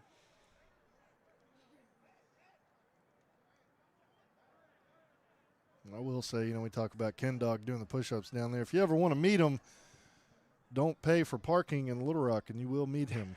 I know from experience. You will get a ticket. I've had a few parking tickets downtown. You know what I learned though? If you only get like one, it's technically just a. It's not like where they'll send a warrant out like it's just a, I can't think of the term, but you can get away with not paying one. Yeah. You get beyond that, they'll start booting your vehicle and such. So if you work downtown or you spend a lot of time, maybe at Brewski's, like somebody here, then yeah. This kick returnable and whistles blow, and did they rule it? He called for a fair catch. He did. That was Zon Williams who took off with it. And I thought, had the special teams coach been paying attention there, Mississippi was backed off 15 yards away from the ball. They could have tried to sneak an onside kick there. Usually most people line up 10 yards from the ball. 4:34 to play here in our third. And I'll be honest, if they don't turn the lights on, I am a little worried if we're going to get 4 quarters in. Yeah, I think they might wait until last minute to turn them on.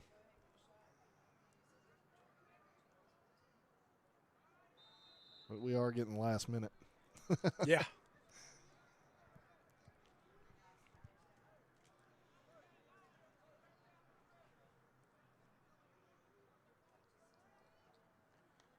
Some more. Hands it away. Stacked up and taken down as he gets out to the 33-yard line. So maybe 2 on the play.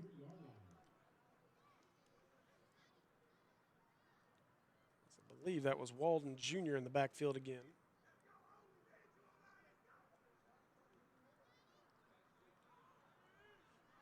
Rainer made the stop for your team. 2nd down and 8 for Mississippi. Tempo again for the Mayhem. Moore. Hands it away. Walden Jr. again, this time with room across the 35, 40, 45, across midfield. That'll be enough for a first down for the Mayhem. Good carry on that play. Yeah, very good run there. And able to respond well are the Mississippi Mayhem now driving down the field. Kings got to rally, get a stop.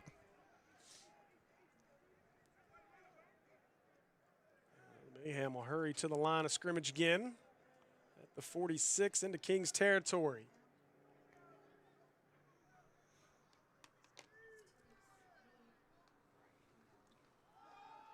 Now looking for space. They're going to get a hold. So this one will be coming back. I believe they're going to get Ozzie Williams for the hold here on the Mayhem. So take away the nice game. Lights are on now. Hey, there we go. All right, we're going to get 4 quarters in. Feel better.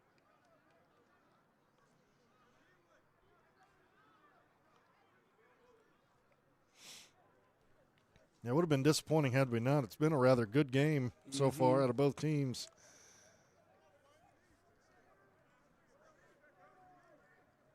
So now back this all the way up to the 44-yard line. 1st and 20 after the holding penalty. Now Pat gets to fight with the Iris again.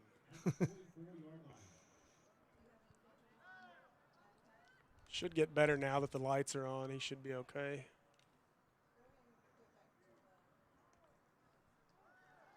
Moore drops, looking. Time, steps up. Slingshot throw, caught and dropped. Would have been a first down. Instead, incomplete. Bring up 2nd down and 20. When they go watch film, there's been a lot of times Moore has found number 1 and just hasn't been able to connect.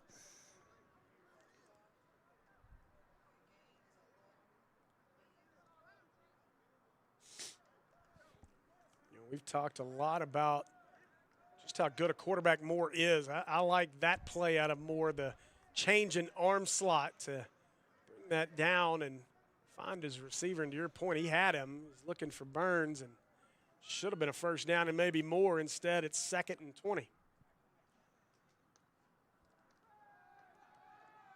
Now Moore steps up in trouble. looking for space. Pressure off the backside, and Mayhem are going to want a penalty. It was bang, bang on the play, and it'll bring up 3rd down and 20 for the Mayhem. Yeah, I like the no call there. And then earlier, right when I started talking about, maybe the Kings should get out of that 3 front, they've been able to start getting a lot better pressure now on more of the last couple of drives out of that 3 front, maybe blitzing a linebacker here and there. But they're a play away from getting another big stop here on defense. Well, 2 plays. I guess the Mayhem will go for it on 4th. Again, Kings, one of the level of competition matters, but one of the better defenses last year at scoring defense. They didn't allow hardly any points. Moore steps up, throws, and had his man, but threw it behind him. And so 4th down, and we may see our first punt of the day on 4th and 20. Yeah, it looks like, they're calling for the punt team over there. Want to try and play the field position, a smart move, depending on who the Kings put back there to return the ball. Looks like it's going to be Miller, 18. Chris, that was one of the few bad throws we've seen out of Moore. He had a man open, probably would have been right at the sticks, and just threw it behind him. Which, if you're late in the 3rd quarter before your first bad throw, you're probably having a good day. Yeah. But the Kings, when the Mayhem mess up, the Kings got to take advantage of it like they did the last time. They got to stop again. Now they got to go back on offense, keep the foot on the gas. This punt will hit it inside the 25, picked up on a bounce. Returnable from the 16. He's out across the 15, or the 20, 25 to the 27-yard line. Looks like is where they'll mark this, and it is. So it'll be 1st and 10 Kings from there with 2:20 to go in the 3rd. And I like the job there by the return man. He looked like he was going to try and come all the way back to this sideline. There's that Shadez Sanders, looks like, and said, no, let me just get upfield, get as much as I can. Very smart move there, and saved quite a bit of field position, too, picking up the ball. Again, we appreciate you guys joining us here as you're watching Arkansas Kings football on the Natural State Sports Network. I'm Steve Hinson along with Chris Goodman. And having a good time here at War Memorial Stadium in Little Rock. The Kings will split up their home games between here and Hendricks and Conway. They got a split time with the Rock Rangers Soccer Club. This one handed off with room around the left side. Good block by the receiver across the 40, tight ropes. And out of bounds, close to midfield. They'll mark him at the 46. And we got an injured King down there as well. That might be, it's Gray, the receiver. I thought he had a textbook perfect block out there on that edge on the DB to allow the running back to get those yards. Maybe it's just a cramp. Drag him off the field down there. They don't want to stop play for nothing. 2 minutes to play in the 3rd. Man, a little fortunate there, too. It was a little bit of a late shove well out of bounds. I think our official just didn't see it. Yeah. Looks like the Memphis Pharaohs are now up 14-0 over the Arkansas Punishers at halftime. Quick snap up the middle. Running guys over across midfield out to the 48-yard line. Good gain there on 1st down. I think that'll be here in a couple weeks when the Punishers and the Kings play. You'll want to be here for that one. That's going to be a very entertaining rivalry football game. Yeah, that should be a good one. We gave, of course, Coach Bowie a hard time last year.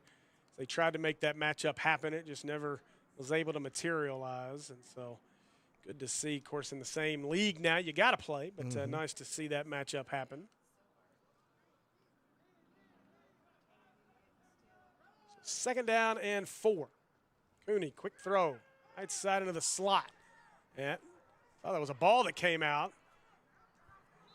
Good job just to get back to the 49-yard line. So it'll bring up 2nd and 5 after a loss of 1 on the play. Yeah, and that's one of those that the Mayhem kind of knew what play was coming on that kind of bubble screen play, able to get to the ball very well. So it'll be 3rd and 5. We'll see. There is about a 3-4 second difference. So we'll have to snap it one more time.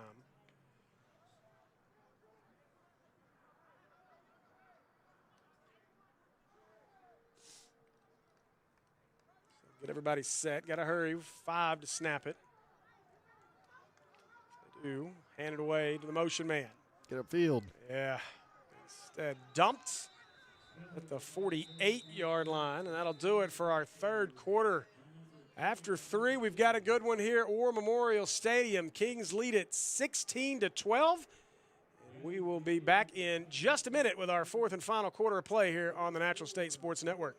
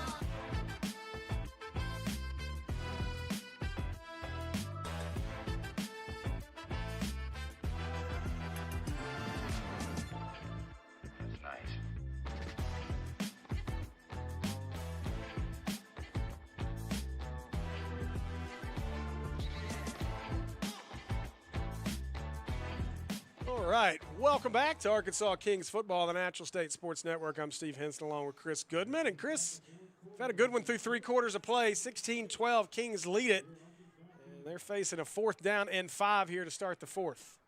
Yeah, and I think they gotta get the first down here, of course, but then they gotta put points on the board because they've given Coach Blackman on that side and his offensive staff plenty of time to kind of cook something up for their next drive.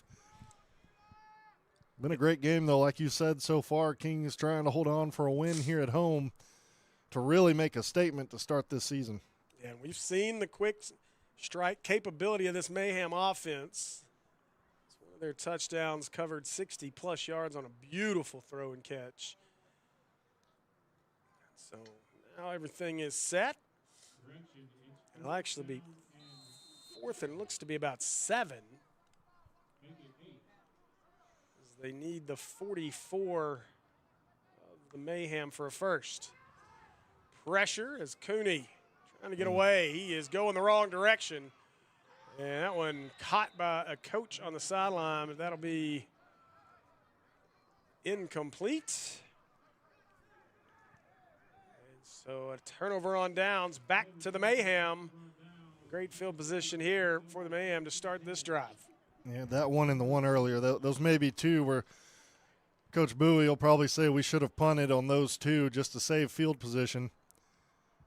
But I like it, too. Earlier they didn't punt. The defense got a stop for him, so maybe here he's relying on that defense again to get another stop.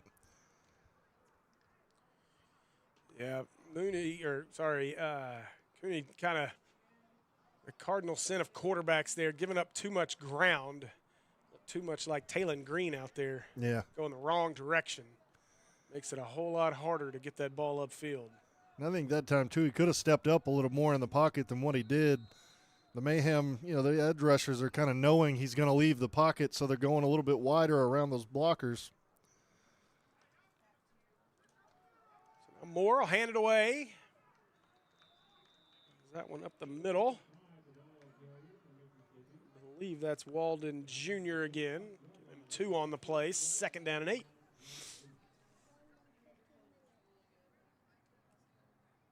Again, if you're new to our network, we appreciate you. Hit that subscribe button. We'd appreciate that. And if you don't mind, maybe hit that subscribe button on our other channels as well. You'll find them there under our PCSSD network channels. So there's Mills, Sylvan Hill, Robinson, and Maumelle. PA Live on the high school side of things. So. Stepping up, nothing there. Oh, we lost the football. Ball is out. And I believe the Kings have it. Battle still for the ball, and a flag comes in. It is Kings football after the turnover. Well, there again, the defense gets a stop. Justin Bowie being aggressive on offense, relying on his defense, and again, they come through with him in a big way here, forcing the fumble.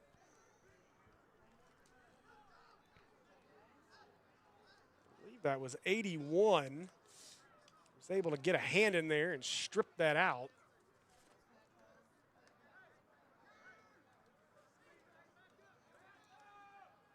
As Moore was doing what he's done all day, trying to find a little bit of scramble room, and now the penalty adds insult to injury here for the Mayhem as there was a battle for that ball that went on a little too long according to our officials. So 15 tacked on to the turnover, and now the Kings with great field position all the way down at the 38-yard line.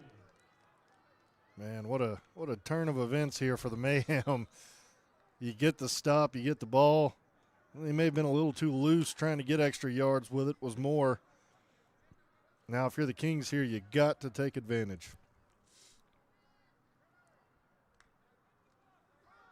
Hand it away. Across the 35. The turf monster gets him. As Lewis on that carry.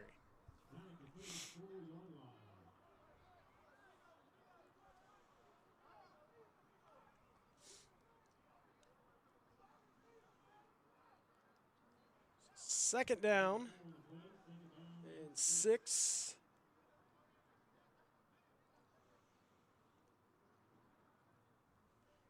We'll need the 28. Play clock still has not started. Still waiting. Now it starts. They're going to throw it deep. Got a man. Some contact. Oh, no. Oh, there's the penalty flag. Took him a minute to get it out of his pocket. That'll be pass interference on the Mayhem. Pretty easy call that time. Yeah, I don't think he got his head turned around to look for the ball. And generally when that happens and there's a lot of contact, receiver goes to the ground, they're going to throw it. Yeah, kind of ran right through him. Well, he may have had his head turned around. He did. I thought he just got there early and was kind of prohibiting the receiver from coming back. So. That is the call.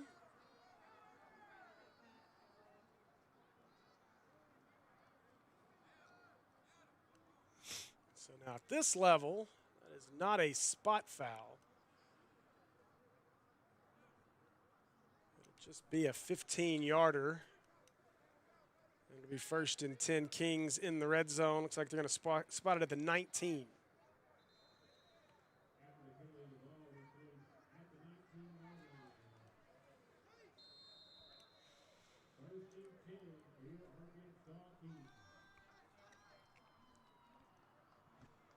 Tell Coach Bowie starting to maybe get a little more confidence in his offense here, try to put this game away with 12:45 to play. 2 scores would be tough to come back from if you're the Mayhem. Hands it off, left side. And good job defensively that time for the Mayhem. Lewis may be hurt on the play as he's still down. Yeah, he took a big shot there at the end of the play. Mayhem are starting to notice, when he's in, he kind of goes east-west, really starting to fly to the football. And to your point, a little surprised that they don't use him more between the tackles. Hard to tell there. It was a good tackle, but they have rolled up an ankle or a knee on the tackle. So let's hope Lewis is okay. He's up. May have landed on the football. Sometimes we can do that and knock the air out of you. I think you're right. There's no limp coming off the field. I guess maybe a Mayhem player had something to say. Lewis responding on his way off the field.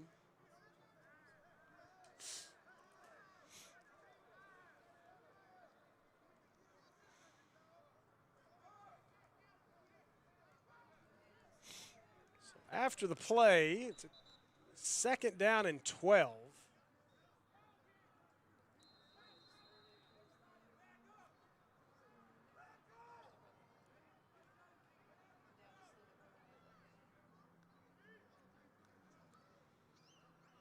Chris, we may have to have a conversation with our guy, Ken Dog.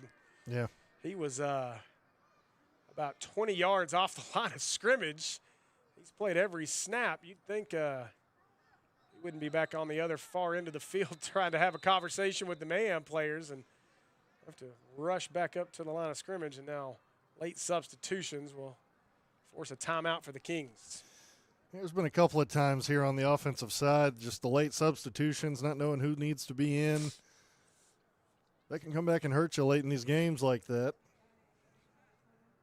Yeah, they were running somebody on there late.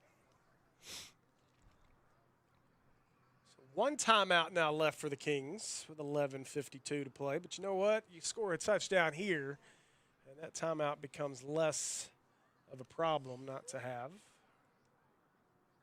Yeah, and the way the defense has kind of stepped up the last two possessions for the Kings, you feel pretty confident if you score here that you can get that ball back and then kind of rely more on that run game like you did in the first quarter to run this clock out, ice the game, and really make a statement getting a win here to start the season. I keep finding myself looking over there at that Wendy's and the Popeyes. There's the Slim Chickens over the hill. Whew. Taco Bell up there. Mm-hmm. Buddy, I'm hungry. Stop at all of them. Yeah, may have to. Looking to throw. That's not Cooney anymore. They throw it, and that's going to be PI. Yep. As made a change at quarterback before that play. They put CJ in. Is that 15 or 12? Is that Christian Doucette? Or is that, I think that's 15? Would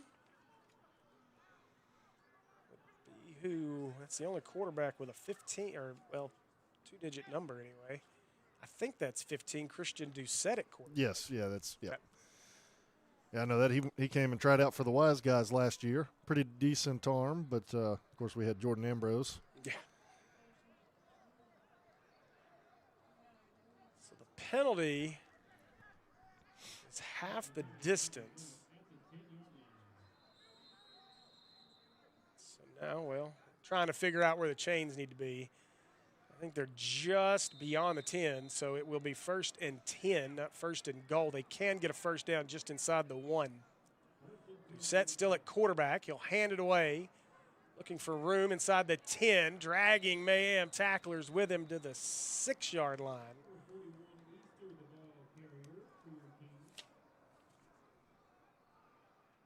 As that was Ramar Easter, I believe, on that carry.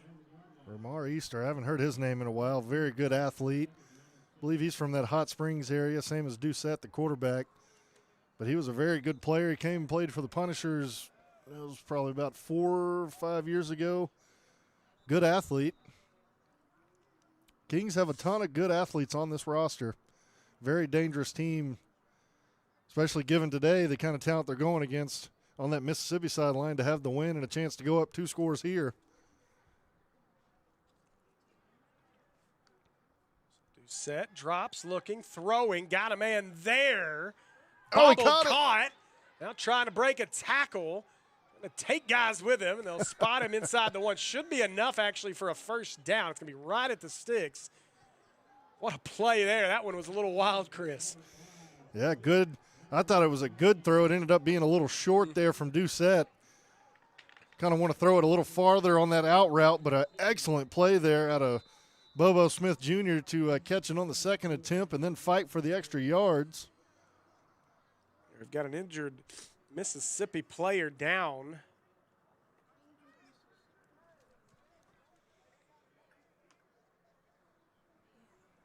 That is, I believe, Eric Funches. Looks like he's grabbing at his shoulder. 35 or 33. If that is, it's Graham.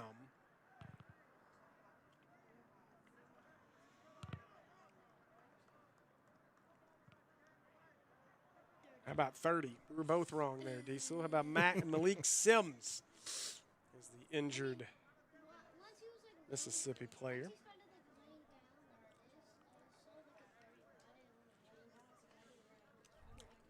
Yeah, Diesel, I'm going to need you to be a better spotter.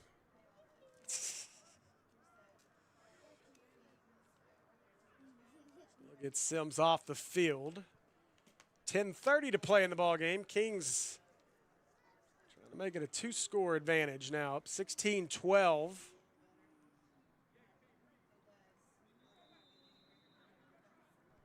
Will you quit touching that? Thank you.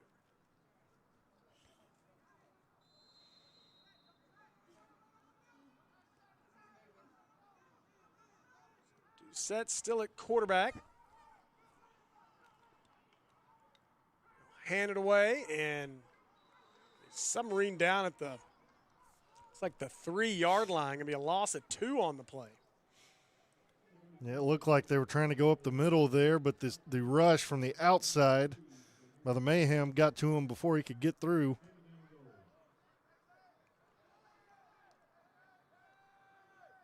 Second down is now another late substitution coming on for the Kings.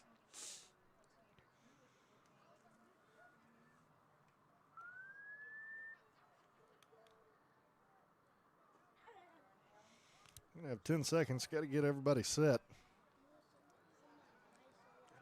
A lot of conversation before they get everybody out. Let's see if they get this off. 3, 2 seconds. Just do snap it. Pitch right. Now changes his mind, goes left. Got to get around the corner. Flag on the play. You're going to get a hold, and this just went from bad to worse. Yeah. Probably would have been better off just taking the 5-yard penalty or maybe just blowing the time out there. Well, and that's another one of those play calls today I don't like. I see what they were trying to do there, but everything just kind of took way too long to get set up. It was a little discombobulated, and then you add insult to injury with the flag.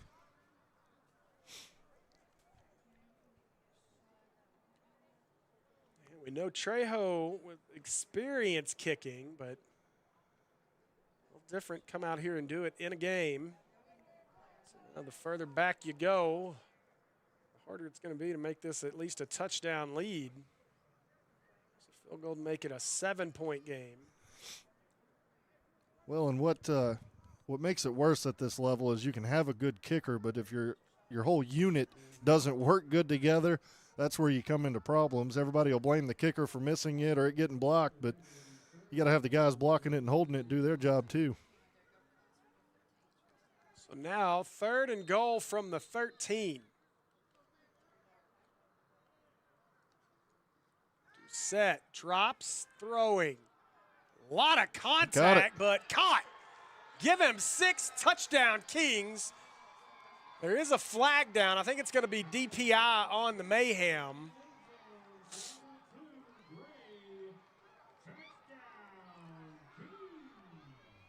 Kimani Gray with a great play, and I think he was a receiver at Henderson State, so they've got some collegiate players here do the Kings, and he shows it there, goes up, makes a good, tough catch while being held for a touchdown.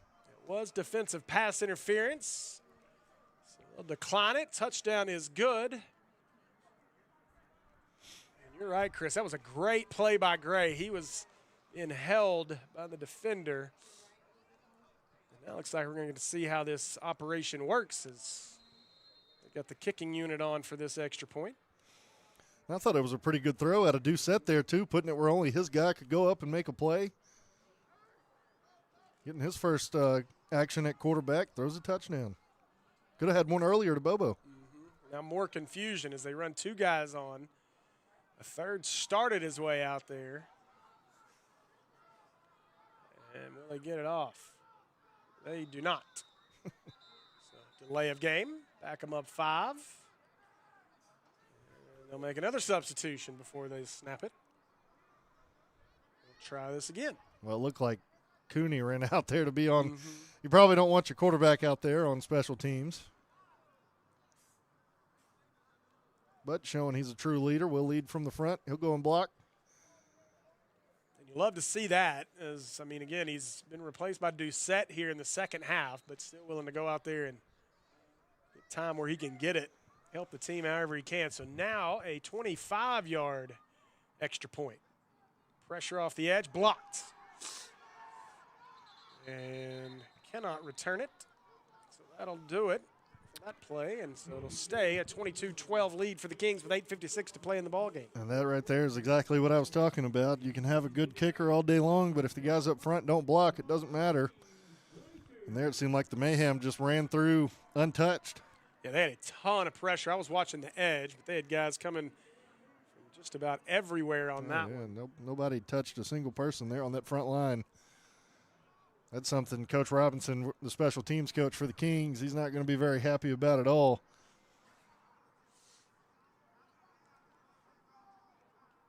So 9:03 to play. Kings lead at 22-12.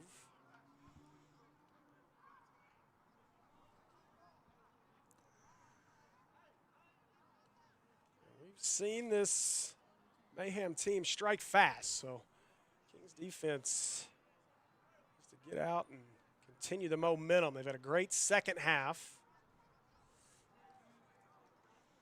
Forced the turnover on the last Mississippi possession.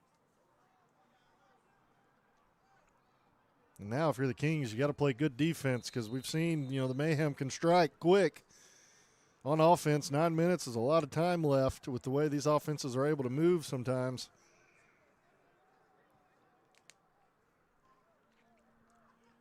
Trejo has it teed up.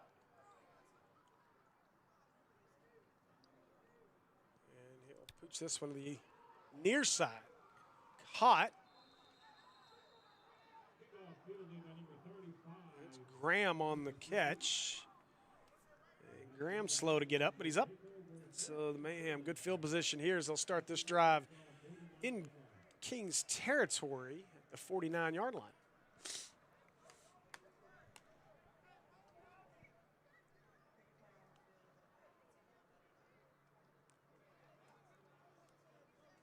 Yes, Rain Porter, we are still live. At least I hope so. As far as I know, it says we are. Yeah, mine's showing we are.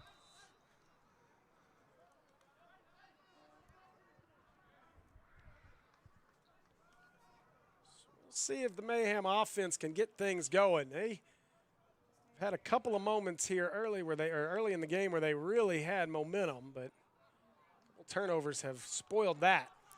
And I'm surprised they didn't blow this dead as they had a free run at the quarterback and offsides. We got a volleyball match that started on the Kings sideline over here. Keep waiting on that volleyball to make its way out onto the field. And I think the linebacker there for the Kings may have been the reason they jumped offsides. He kind of threw his hands, and right when he did that, both the defensive ends jumped offsides. So 1st and 5 now for the Mayhem. Again, short field after the little pooch kick.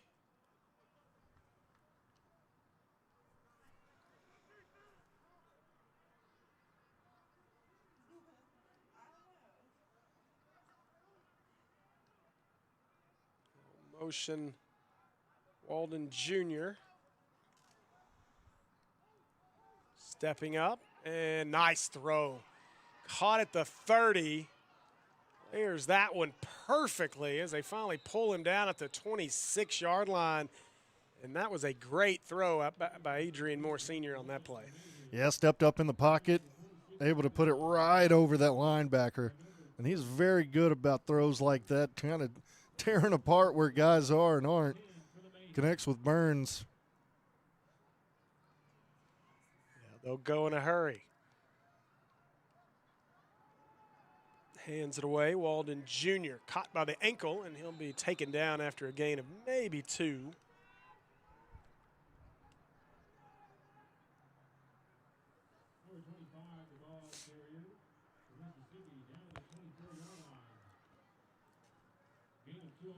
Time ticking away. 8 minutes to play.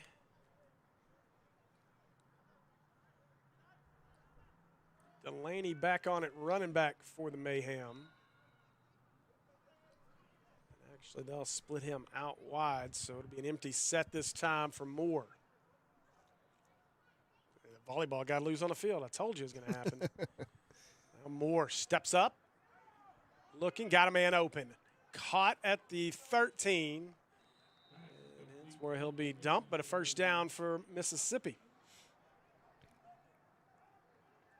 He's a really good patient quarterback there. He kind of scrambled out just enough for that linebacker to have to come up to force him to throw, and right when he did, he threw the ball right where that linebacker used to be for a reception. And again, this time Delaney inside the 10. They go in a hurry. Second down. This one down to the 8-yard line.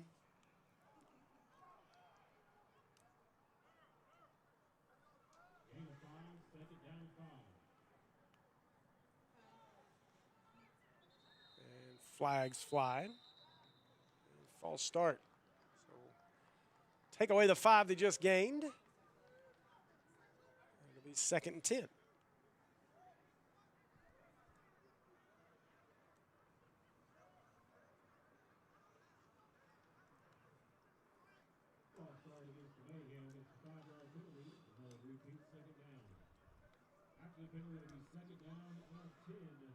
Doesn't look like there have been any other score updates out of the league.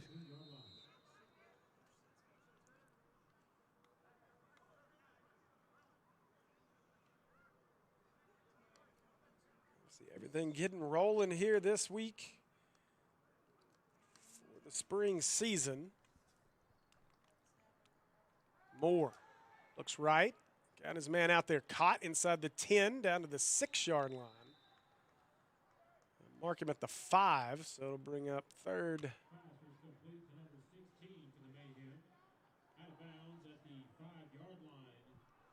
Sandifer on the catch. So 3rd and 2.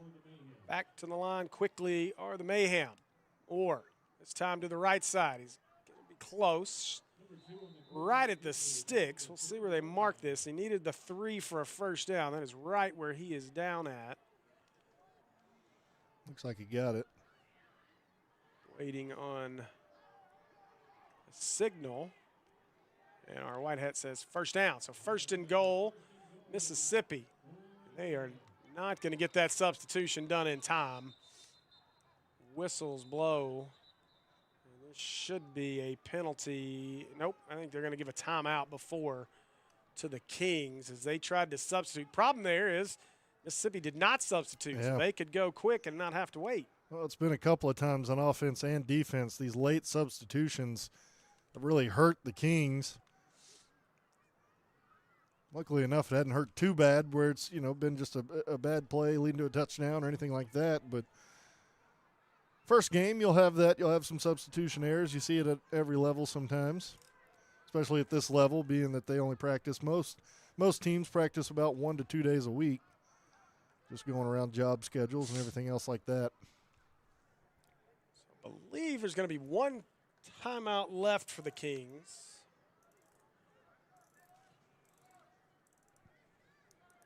As they try to sort everything out down there.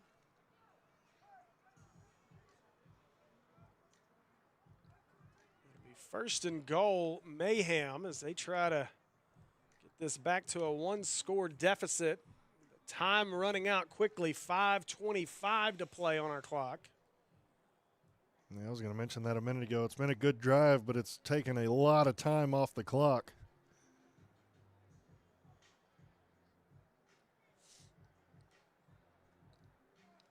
Which if you score here, you don't technically have to go for the onside kick yet. You just have to get a stop on defense. Of course, Mississippi's still with 3 timeouts, so they can play defense and try to get it back.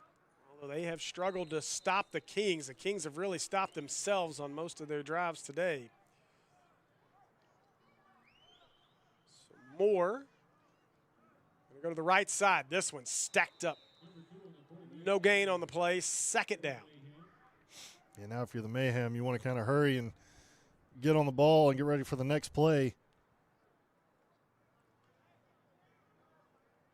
Again, thanks for joining us here as Arkansas Kings football on the Natural State Sports Network. I'm Steve Hinson along with Chris Goodman, Pat Haley, Tanner Hill, our camera ops, Kristen Hinson on production. Now Moore looking for space. Nothing there. Kings stack him up in the backfield. As they'll lose 5 on the play all the way back to the 8. It'll bring up 3rd down and goal.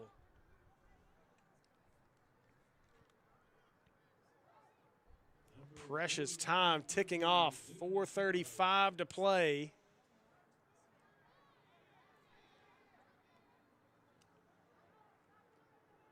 Late substitution.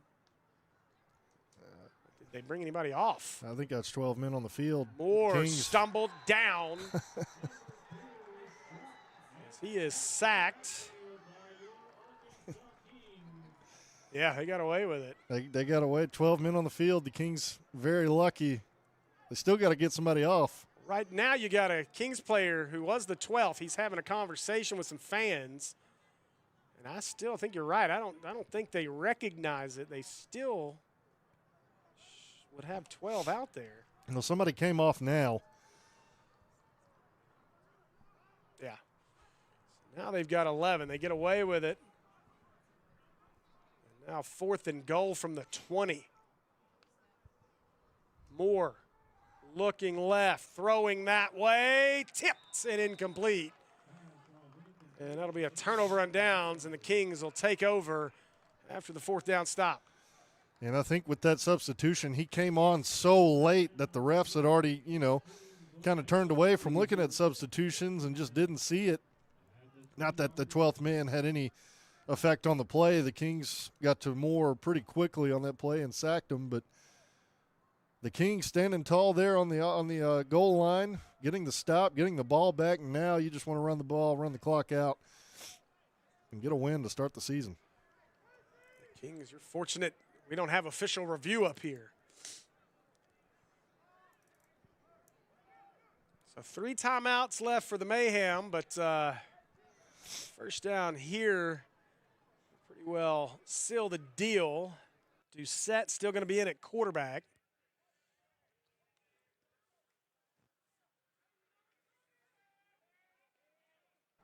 Well, in the Kings here, too, you don't want to be over-aggressive. You don't want to try and take any deep shots, turn into a pick six. Be smart with the football. Yeah, you just hand this off and get out of here with a win. They dribble the snap back. Good job by Doucette. They hand it away. Broken tackle across the 30 and across the 35 where he is run out of bounds.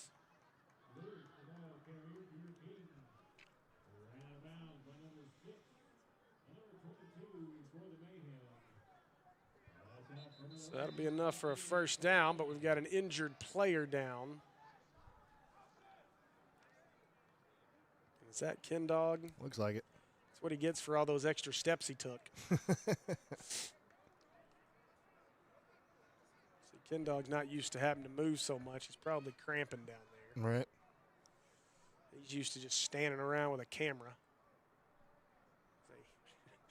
And I'm going to judge by the shoves and the hits that's exactly what it is as he waddles his way off the field. You're welcome, Kendog. He'll be calling me later.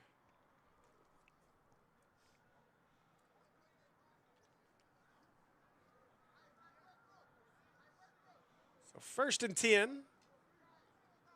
It must have really been cramping because he ground balled that back to Doucette too before all that anyway. So probably a much needed rest as he collapses down over here trying to get that handled. So Doucette gets it, hands it away up the middle. Big hole this time across the 40, the 41, still battling. That'll end up a gain of about 8 on the play. Bring up 2nd down and 8, or 2nd and 2 now with 2:44 and counting. Yeah, I thought he did a good job there, too, of not going out of bounds. And took on a lot of contact, too, to gain those yards. Trent Lewis is a very physical running back.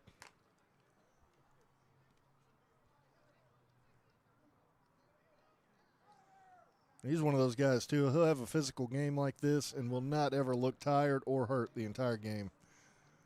Kings don't have to snap this as they can run this down to the 2-minute timeout. It looks exactly like what they're going to do here. Make sure you guys hit that subscribe button on our YouTube channel as we'll have more broadcasts for you. Of course, all the home games for the Kings. And then we've got a big baseball invitational coming up at Robinson, the end of spring break week. Still trying to work out the details of that and exactly how many games. But I know Coach Delaney's got 91 teams coming from around the region. It was 99. They had a couple have to back out, but that is always a great event. Probably the showcase baseball tournament or invitational of spring break here in the region.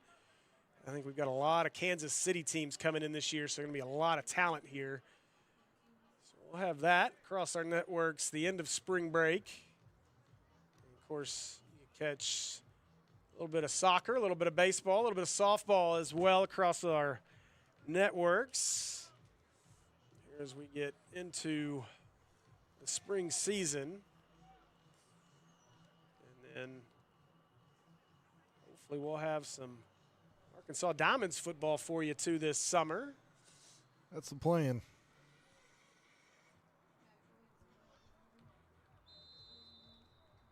All right, so 2nd down and 3 after the 2-minute timeout. Mayhem need a stop here so they can start utilizing some timeouts. 1st down, and this one's all but over. Ooh, put it on the deck, picked up. There's a 1st down. And now into Mayhem territory as a helmet comes rolling out of there as well at midfield. We'll spot this right at midfield. Let's do set back on. Wildcat on that play. Now, unless the Mayhem want to burn 3 timeouts, the Kings can just finish this off. I wasn't sure if he still played for the Kings, but the quarterback that just took that last snap is actually Coach Blackman's brother for the Mississippi Mayhem. He now lives here in Arkansas. He played with the Punishers and is now with the Kings. I didn't know if he was out there or not, but what a way to ice the game. Your own brother taking a snap and getting a 1st down. Yeah, that's a tough one. Looks like the Mayhem are going to be content with letting this one run down as we're down to a minute to play. Set takes the snap, hands it away. Lewis up the middle, across the 50 to the 48. And no timeout. What have we got going on? Number 17, Will Knight. Little acting job down there. And so we'll have to snap it. Looks like one more time. Maybe, let's see. Yeah, one more as our clock operator. Oh, a paper airplane. This would be a heck of a spot to throw a paper airplane out from. Especially with the wind going right now. Got to snap it one more time.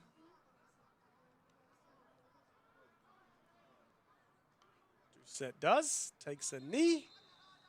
And that'll do it. So the Kings open up the 2026 spring season 1-0 with a 22-12 win over the Mississippi Mayhem. And Chris, a good one here for the Kings. It started off pretty good. Nice drive to start things off. Couple turnovers gave some momentum back to the Mayhem, but the Kings do a good job in the second half to put this one away and get a 1-0 start to the regular season. Yeah, I think, when the momentum started to go the Mayhem way, the Kings just kind of stayed even keel through all of it, kept fighting, kept battling.